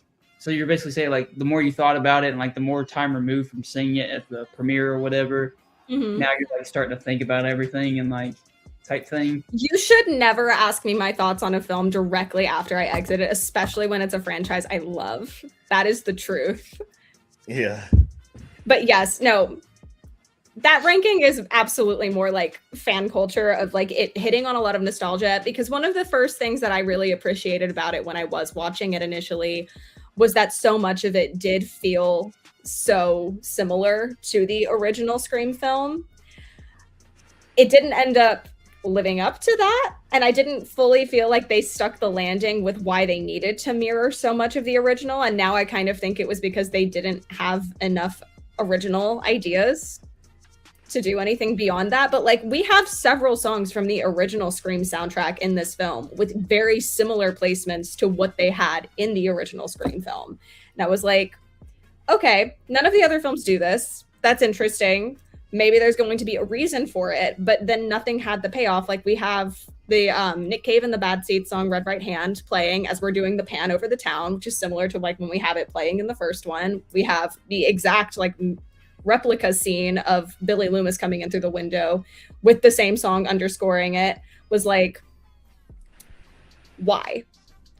Especially since we find out pretty early on that her boyfriend isn't the killer the way Billy Loomis was for Sydney. Sorry if that's a spoiler for anybody, but yeah. Honestly, I can piggyback off of that too, because it's just like he ends up being the guy with the laptop getting caught using the AI deepfake of Stu Macher, and he's not even one of the 3 Ghostface in the movie. So he ends up getting hit in the face with his own laptop for nothing, face all bloodied up, and they never answered for it. So it was like, why was he deepfaking Stu Macher when there's 3 other Ghostface that's not in cahoots with him and terrorizing Nev's family or Prescott's family? So why? Yeah, and like yet again, the AI definitely could have been a stronger factor in the story, but they didn't really lean into that either. And they also, in my opinion, made some really fun cases for Stu Macher being alive still that I was kind of getting invested in. They didn't finish that either. No. No, they never actually clarified that either. So Stu might still be out there based off of where we left off. And I'm really hoping that's not what they do for 8. Oh my God. It was because he got to finish the franchise. It's like, how do you finish the franchise at this point? I have no idea. I don't know if they actually intend on finishing it. I don't think it will ever be gone. But yeah. Yeah. There's my rant. I'm sorry, Jacob. I feel like I deeply misled you. You know what? I don't think you did. I think I was excited for the hype you had for it, and I was like, okay, I'm gonna like this. And then I went in with the hype, and maybe the hype did make me hate it more when I first watched it, because on rewatch I did appreciate it more because of when I knew what I was getting for. But at the same time, literally, I just went on like a 20-minute rant about it. So still, obviously, I had issues with it. So yeah, there's no apologies necessary. I don't think, like, I just think it's a bad film. It is. It is. And I also think go ahead, sorry. I said I kind of liked it at the same time. I don't know. It's weird. No, it is a weird experience because I feel very similarly to you of like, I don't like this. It is, in my opinion, the worst in the franchise, but there is something, and I do feel like it is rooted in nostalgia about seeing these characters in action again and being excited just because of what it like represents to you as a whole. That's got to be it, because like I don't know what else it could be. I've had several conversations with other people who love Scream as well, though, and they feel the same way, which I think is interesting. Like, this has been a cultural experiment of a film, in my opinion. Of like, yes. I don't know anybody who actually like was like, oh my god, yeah, this was the best Scream movie. Like, this was amazing, and are like super rallying for it. Everyone was like, it was bad, but I loved the experience of watching it. Mm-hmm. Yeah, that's fair. It's fascinating to me.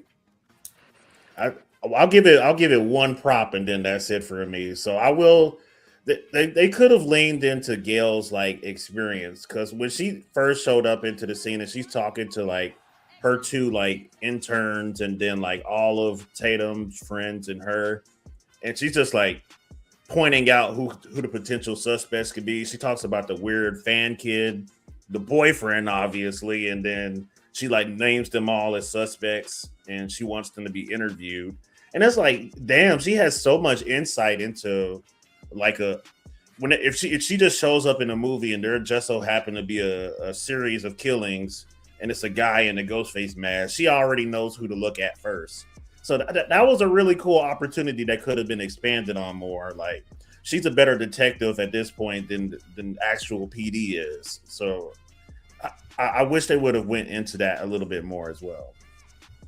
I think that prop will kind of be taken away from you once you watch the other films, though, because she does it better in previous films.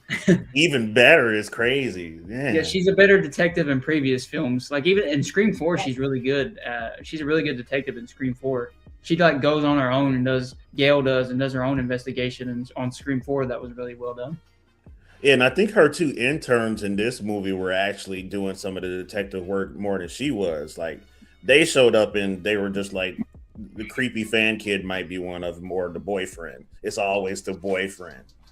And I was like, all right, cool. You basically what the director could have done with this movie is he could have made like an elite team of Ghostface hunters, but he didn't expand it. He wanted Tatum to be like this helpless sheep out the gate when she could have been trained by Sydney. And Sydney finally wants to teach this girl how to shoot a gun at the last minute. And Ghostface has already killed all of her friends, several people, and it's on the way to kill her. And now she's learning how to shoot a gun. Right. Mm-hmm. And she loses everyone. Like, the daughter genuinely has no one left outside of her family and Gail. Yeah. That's like there's your opportunity there to make her the next Sydney. Like, be 10 steps ahead of the next Ghostface. Like, right. Sydney showed up to that freaking play, guns blazing. Like, soon as she saw Ghostface, bah, bah, bah, bah, bah. It's like, oh my god! I did like that scene, but it's also in reality, no police force is gonna let a random woman just shoot in a high school like that. Like I did like the in movie version of that, but then my realist mind was like, she just ran inside a high school with a pistol and just shooting. Like, that's not, especially nowadays, you can't really be doing that, girl. Exactly. I know you got a vendetta with all these different ghost faces, but Jesus. You watch the news, Sydney? You know what I mean? Like, don't be doing that. Oh my god. Oh, I'm like throwing back to something Deontay said earlier. There is a Scream TV show. Really? That had like 3 seasons. Yeah. I've never watched I wa- it, but I've always heard I it's watched bad. an episode. You didn't miss anything. Oh wow. I had people to always tell me it was bad. Don't watch it. It's It was on terrible. MTV, wasn't it? Yes. I think it was like an Yes. MTV production. Was it like an early 2000 series? Is that what I think happened? it was No, like- it was like 2015. Yeah, it was like mid 2010s. Yeah. I think I'm pretty sure I was in high school when it came out. How do you fumble that? There's so many good opportunities and ideas that could come into a TV show about Ghostface. Well, it was an MTV production. Fair. They You didn't know. give us. They didn't give a shit. I mean, the same site as with Teen Mom, same production company. So That is true. They didn't even keep the same Ghostface mask either. Like it wasn't even trying to be like authentically Scream. Oh my god. I've had enough of Hollywood shit.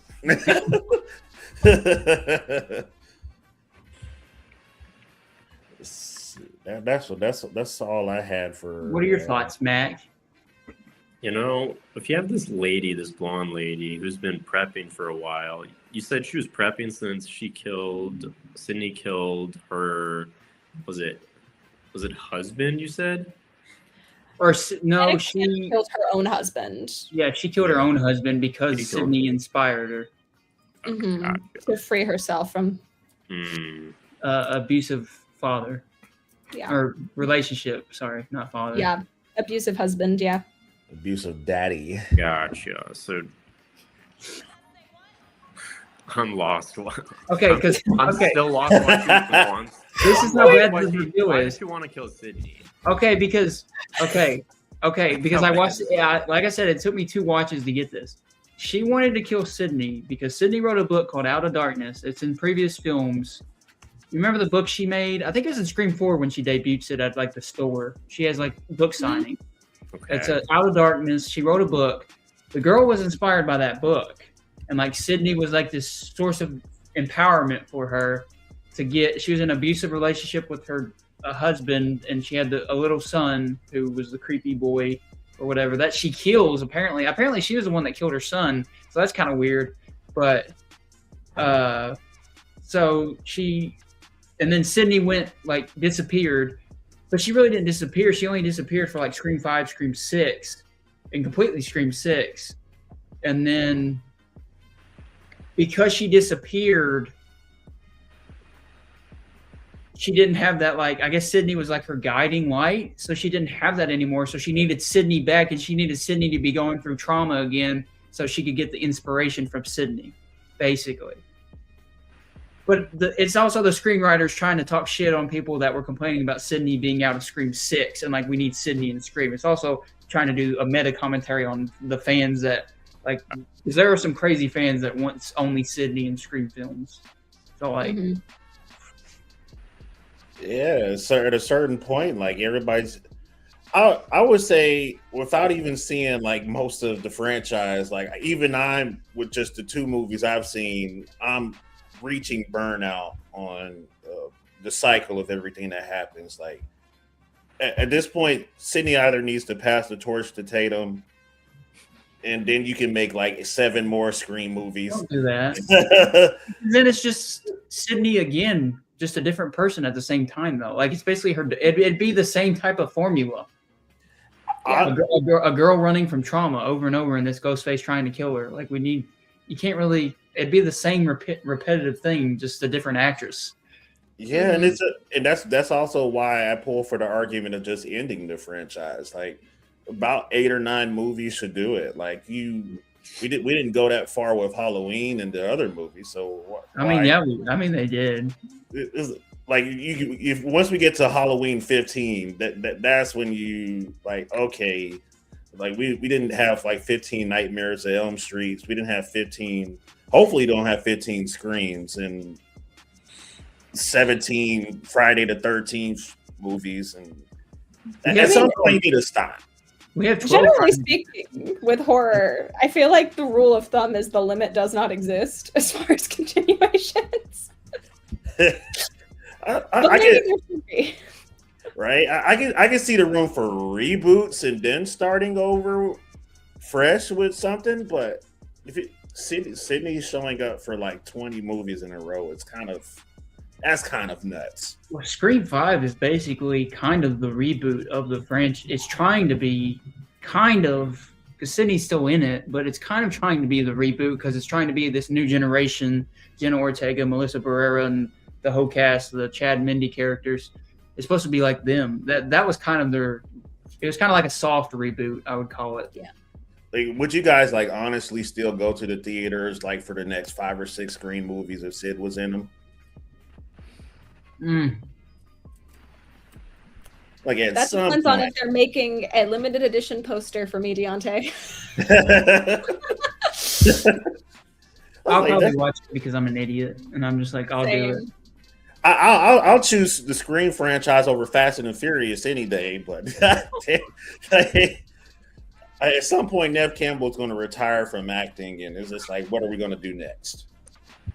I don't know if I would necessarily go to the theater for another one, but I would definitely watch it once it became like available on streaming, I think. Yeah, I'm gonna wait a bit, or at least see what Jacob says first. That's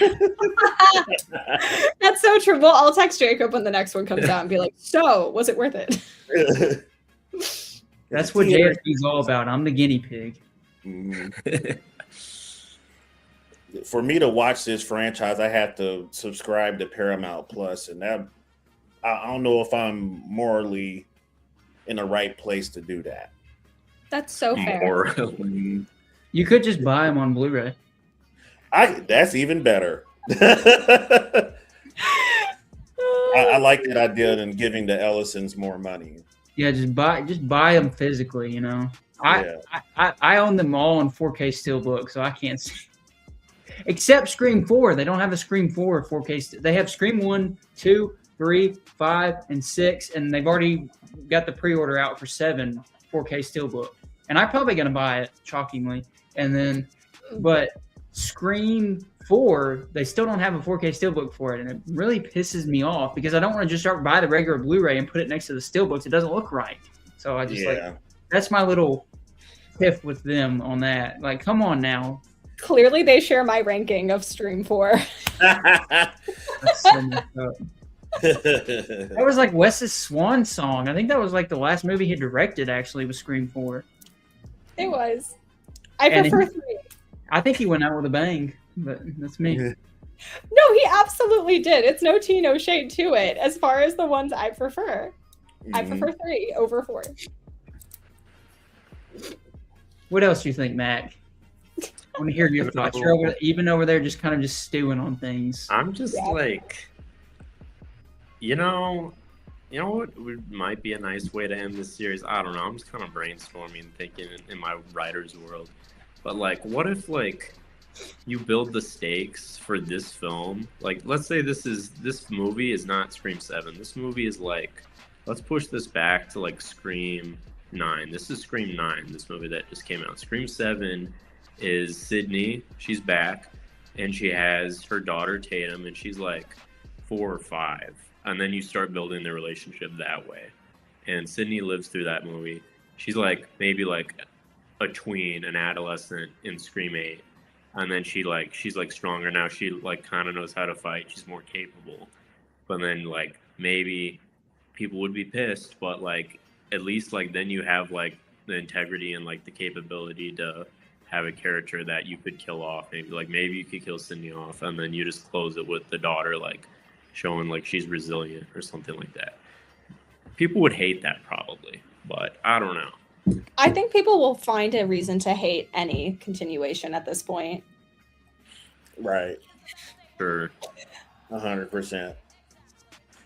Honestly, I like the idea of keeping both Sydney and Tatum alive.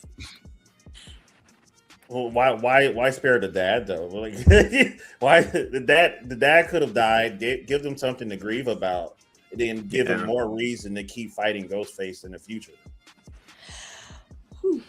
It's just harder to believe what Isabella was saying earlier, that like this girl is like, what is she, like 17, probably 16, and like she doesn't know how to fight at all with a cop father. Like And Sydney Prescott mom.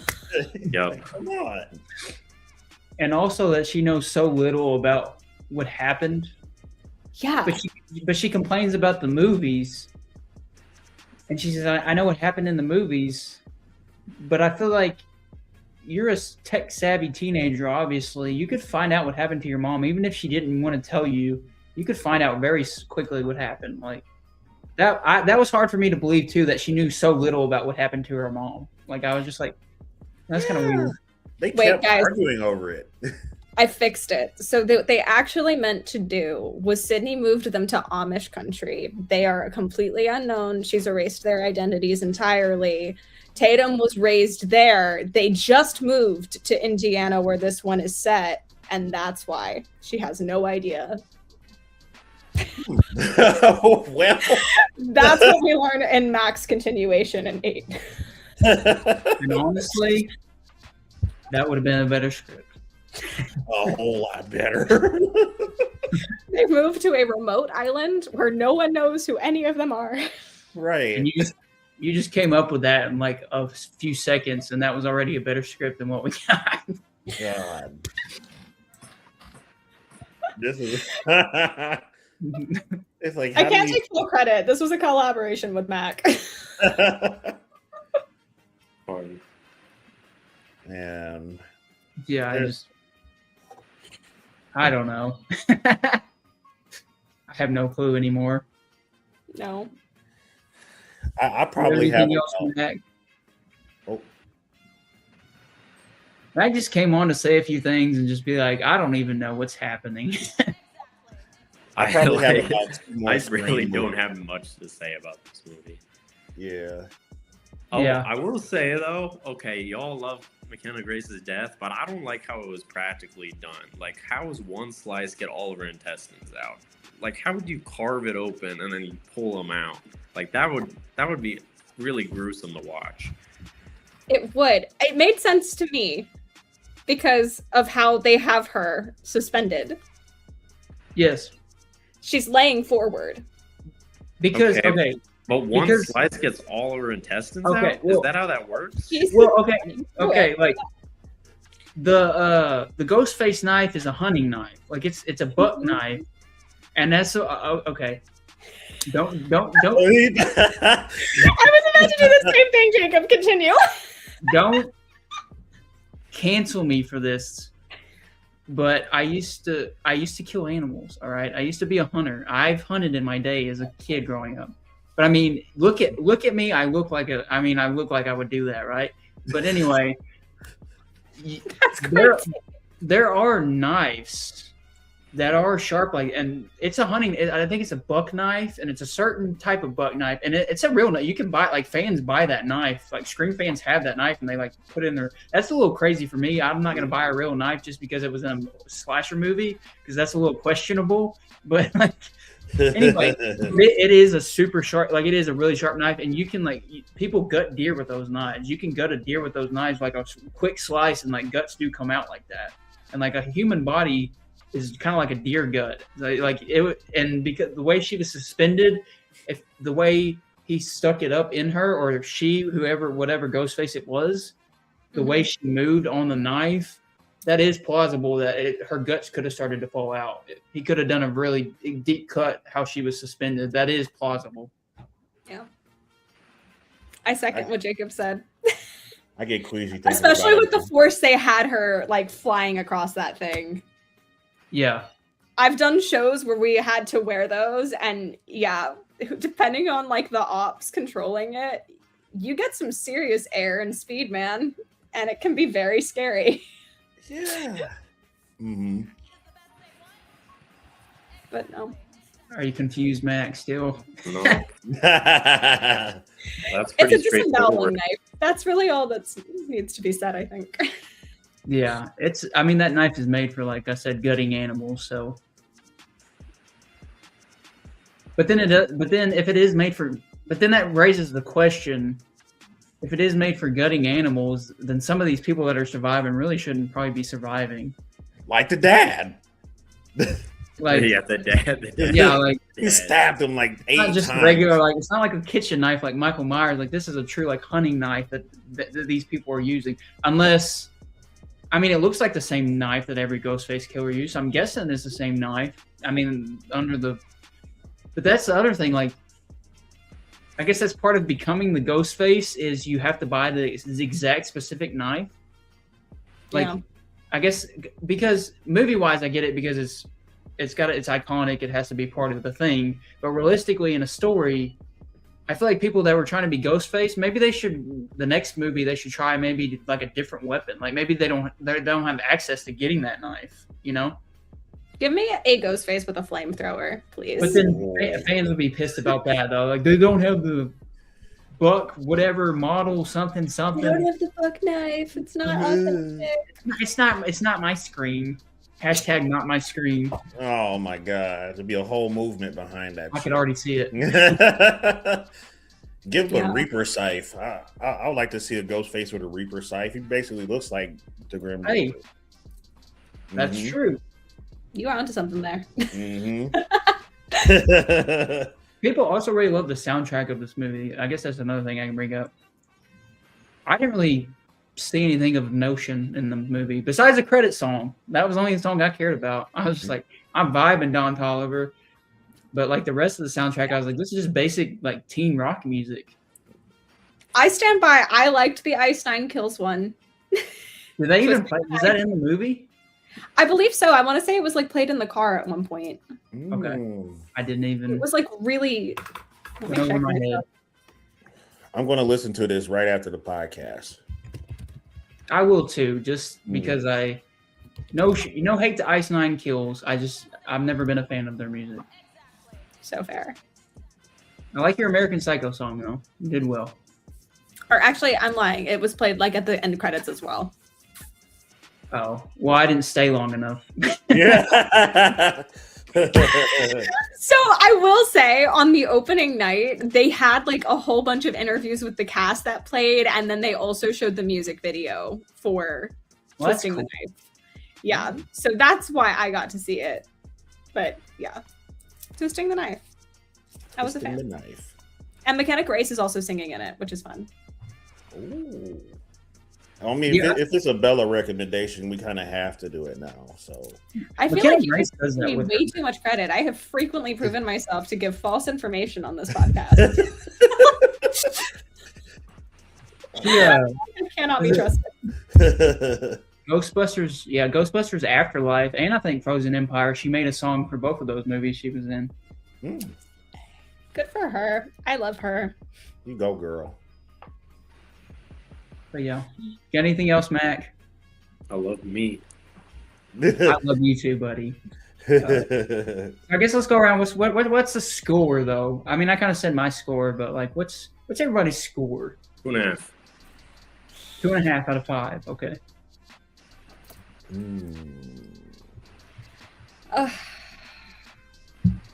Okay. As far as vibes, I stand by the ranking I gave you, a 4. As far as film, it's like a 2, like maybe 1.5, 2. I would give it a solid C, not a C plus or a C minus, just a solid C. I'm right there with you, Deontay. I keep going so crazy with it. I went C minus, and then I went C plus, maybe B minus. I was almost at a B minus when I got out of the theater in my rewatch. But now talking about it with you guys, I'm back at a C. Yeah. Is a C 3 stars? It depends on Letterboxd ratings. If you're going by Letterboxd ratings, everybody's Letterboxd ratings is different. Because, like, for me, a C is 2 to 2.5. It depends on how high the C I feel. Huh.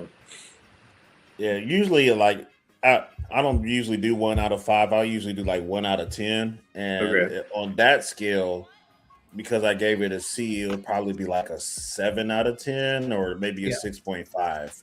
Yeah. See, I always thought of each half star as 10%. Mm-hmm. That's the problem with Letterboxd. So many different ratings. Right. Yeah.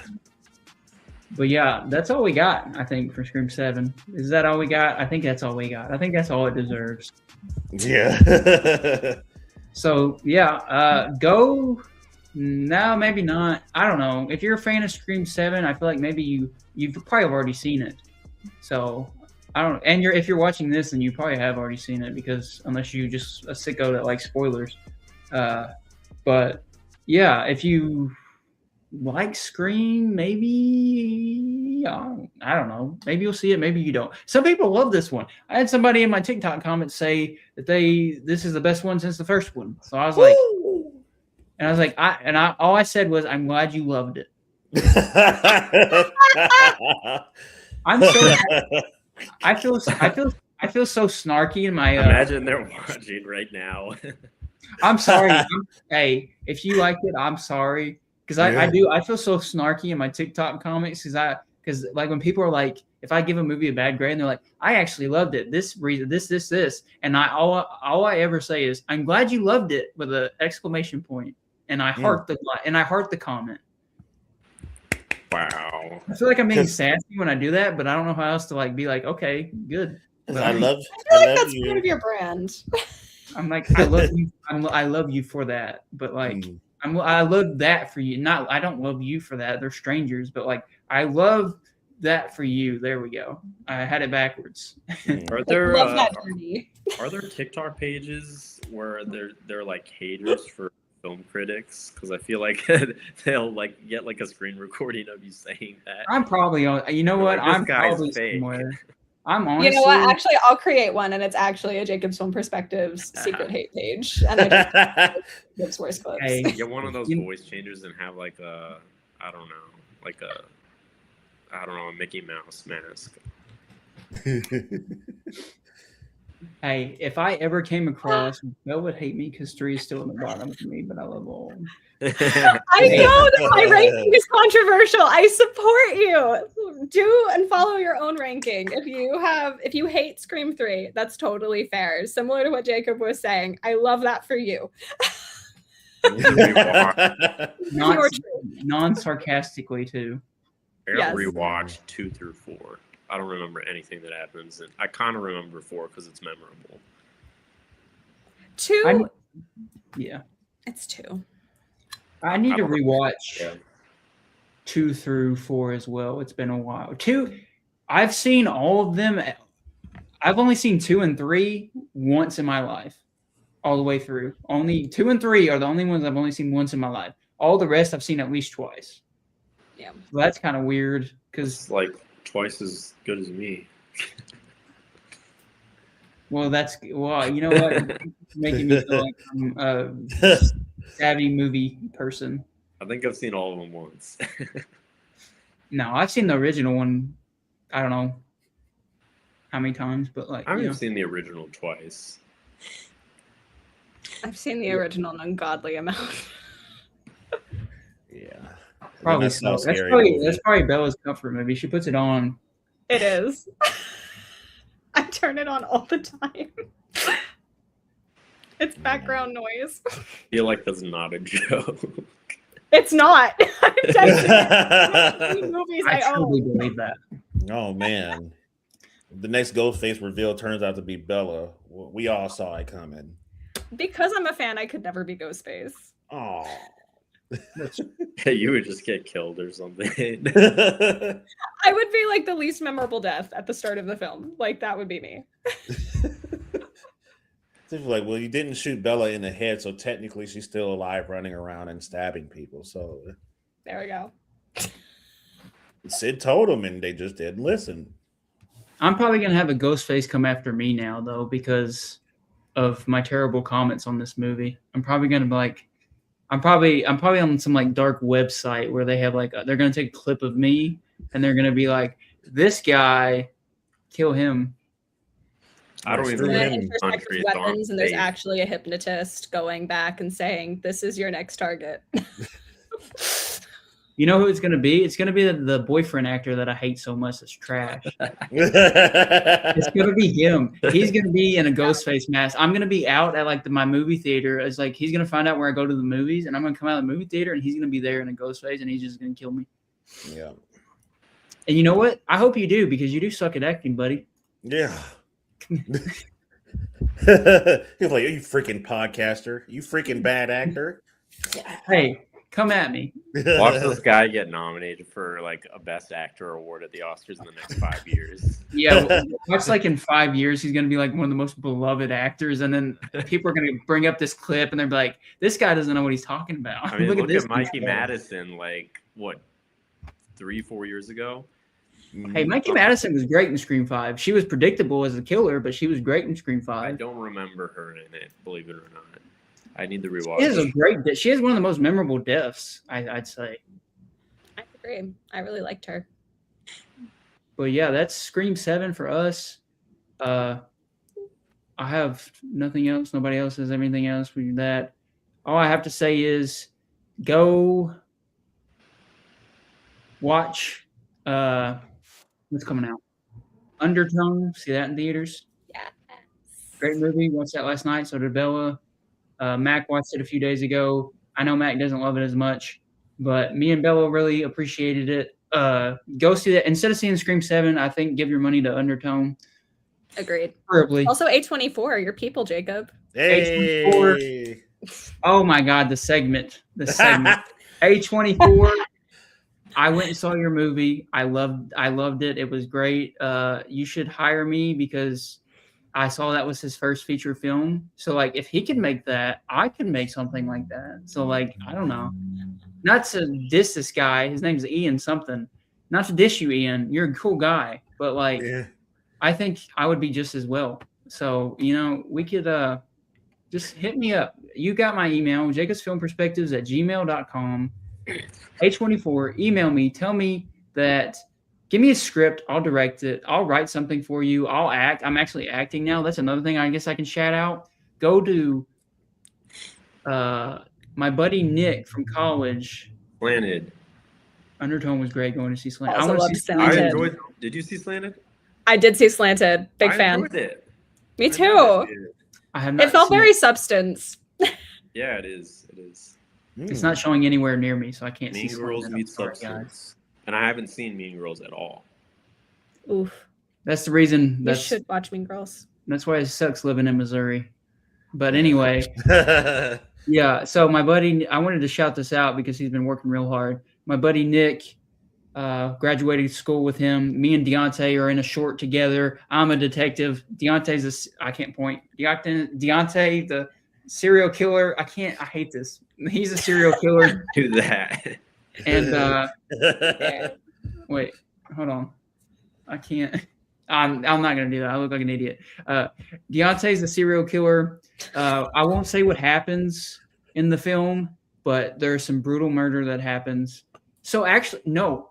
If you hate me, if you hate my take on Scream 7, if you hate this guy's voice, I die in multiple short films. If you want to watch me die, go watch Nick's short films. If that makes you feel better, if that fulfills your desire to see me dead, give my buddy Nick all the support.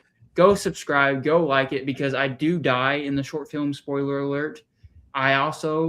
He just dropped another one a few days ago where I play a down on his luck worker, and I think it's a lot better than his previous as terms like technically. He's like every time he's upgrading. Look out for Nick. I always butcher his last name. He's one of my good friends, and I always butcher his last name. Oh, what is his last name? Lukacic. Lukacic. Is it Lukacic? How you say it? I'm sorry, Nick, if you're watching this. Please don't hurt me. Yeah. But go Nick Lukacic or Nick Lukacek. It depends. But definitely go check him out. We've been buddies since college. He's a great guy. But anyway, and he's even working on another short film. Go subscribe to him on YouTube. It's Nick_LUCK. Wait. How do you spell it? LUCKACHICK. Lukacic? But it's not pronounced that way. It's not down there. Deontay saved me. Yeah. That Go exact. Deontay. I'm sorry. I'm sorry, Nick.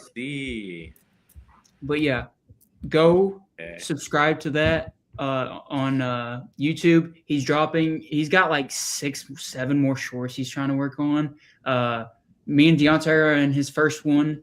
I'm the detective. He's a serial killer. Great one. And then this one's even better. Technically, he shoots, and I act in this one better.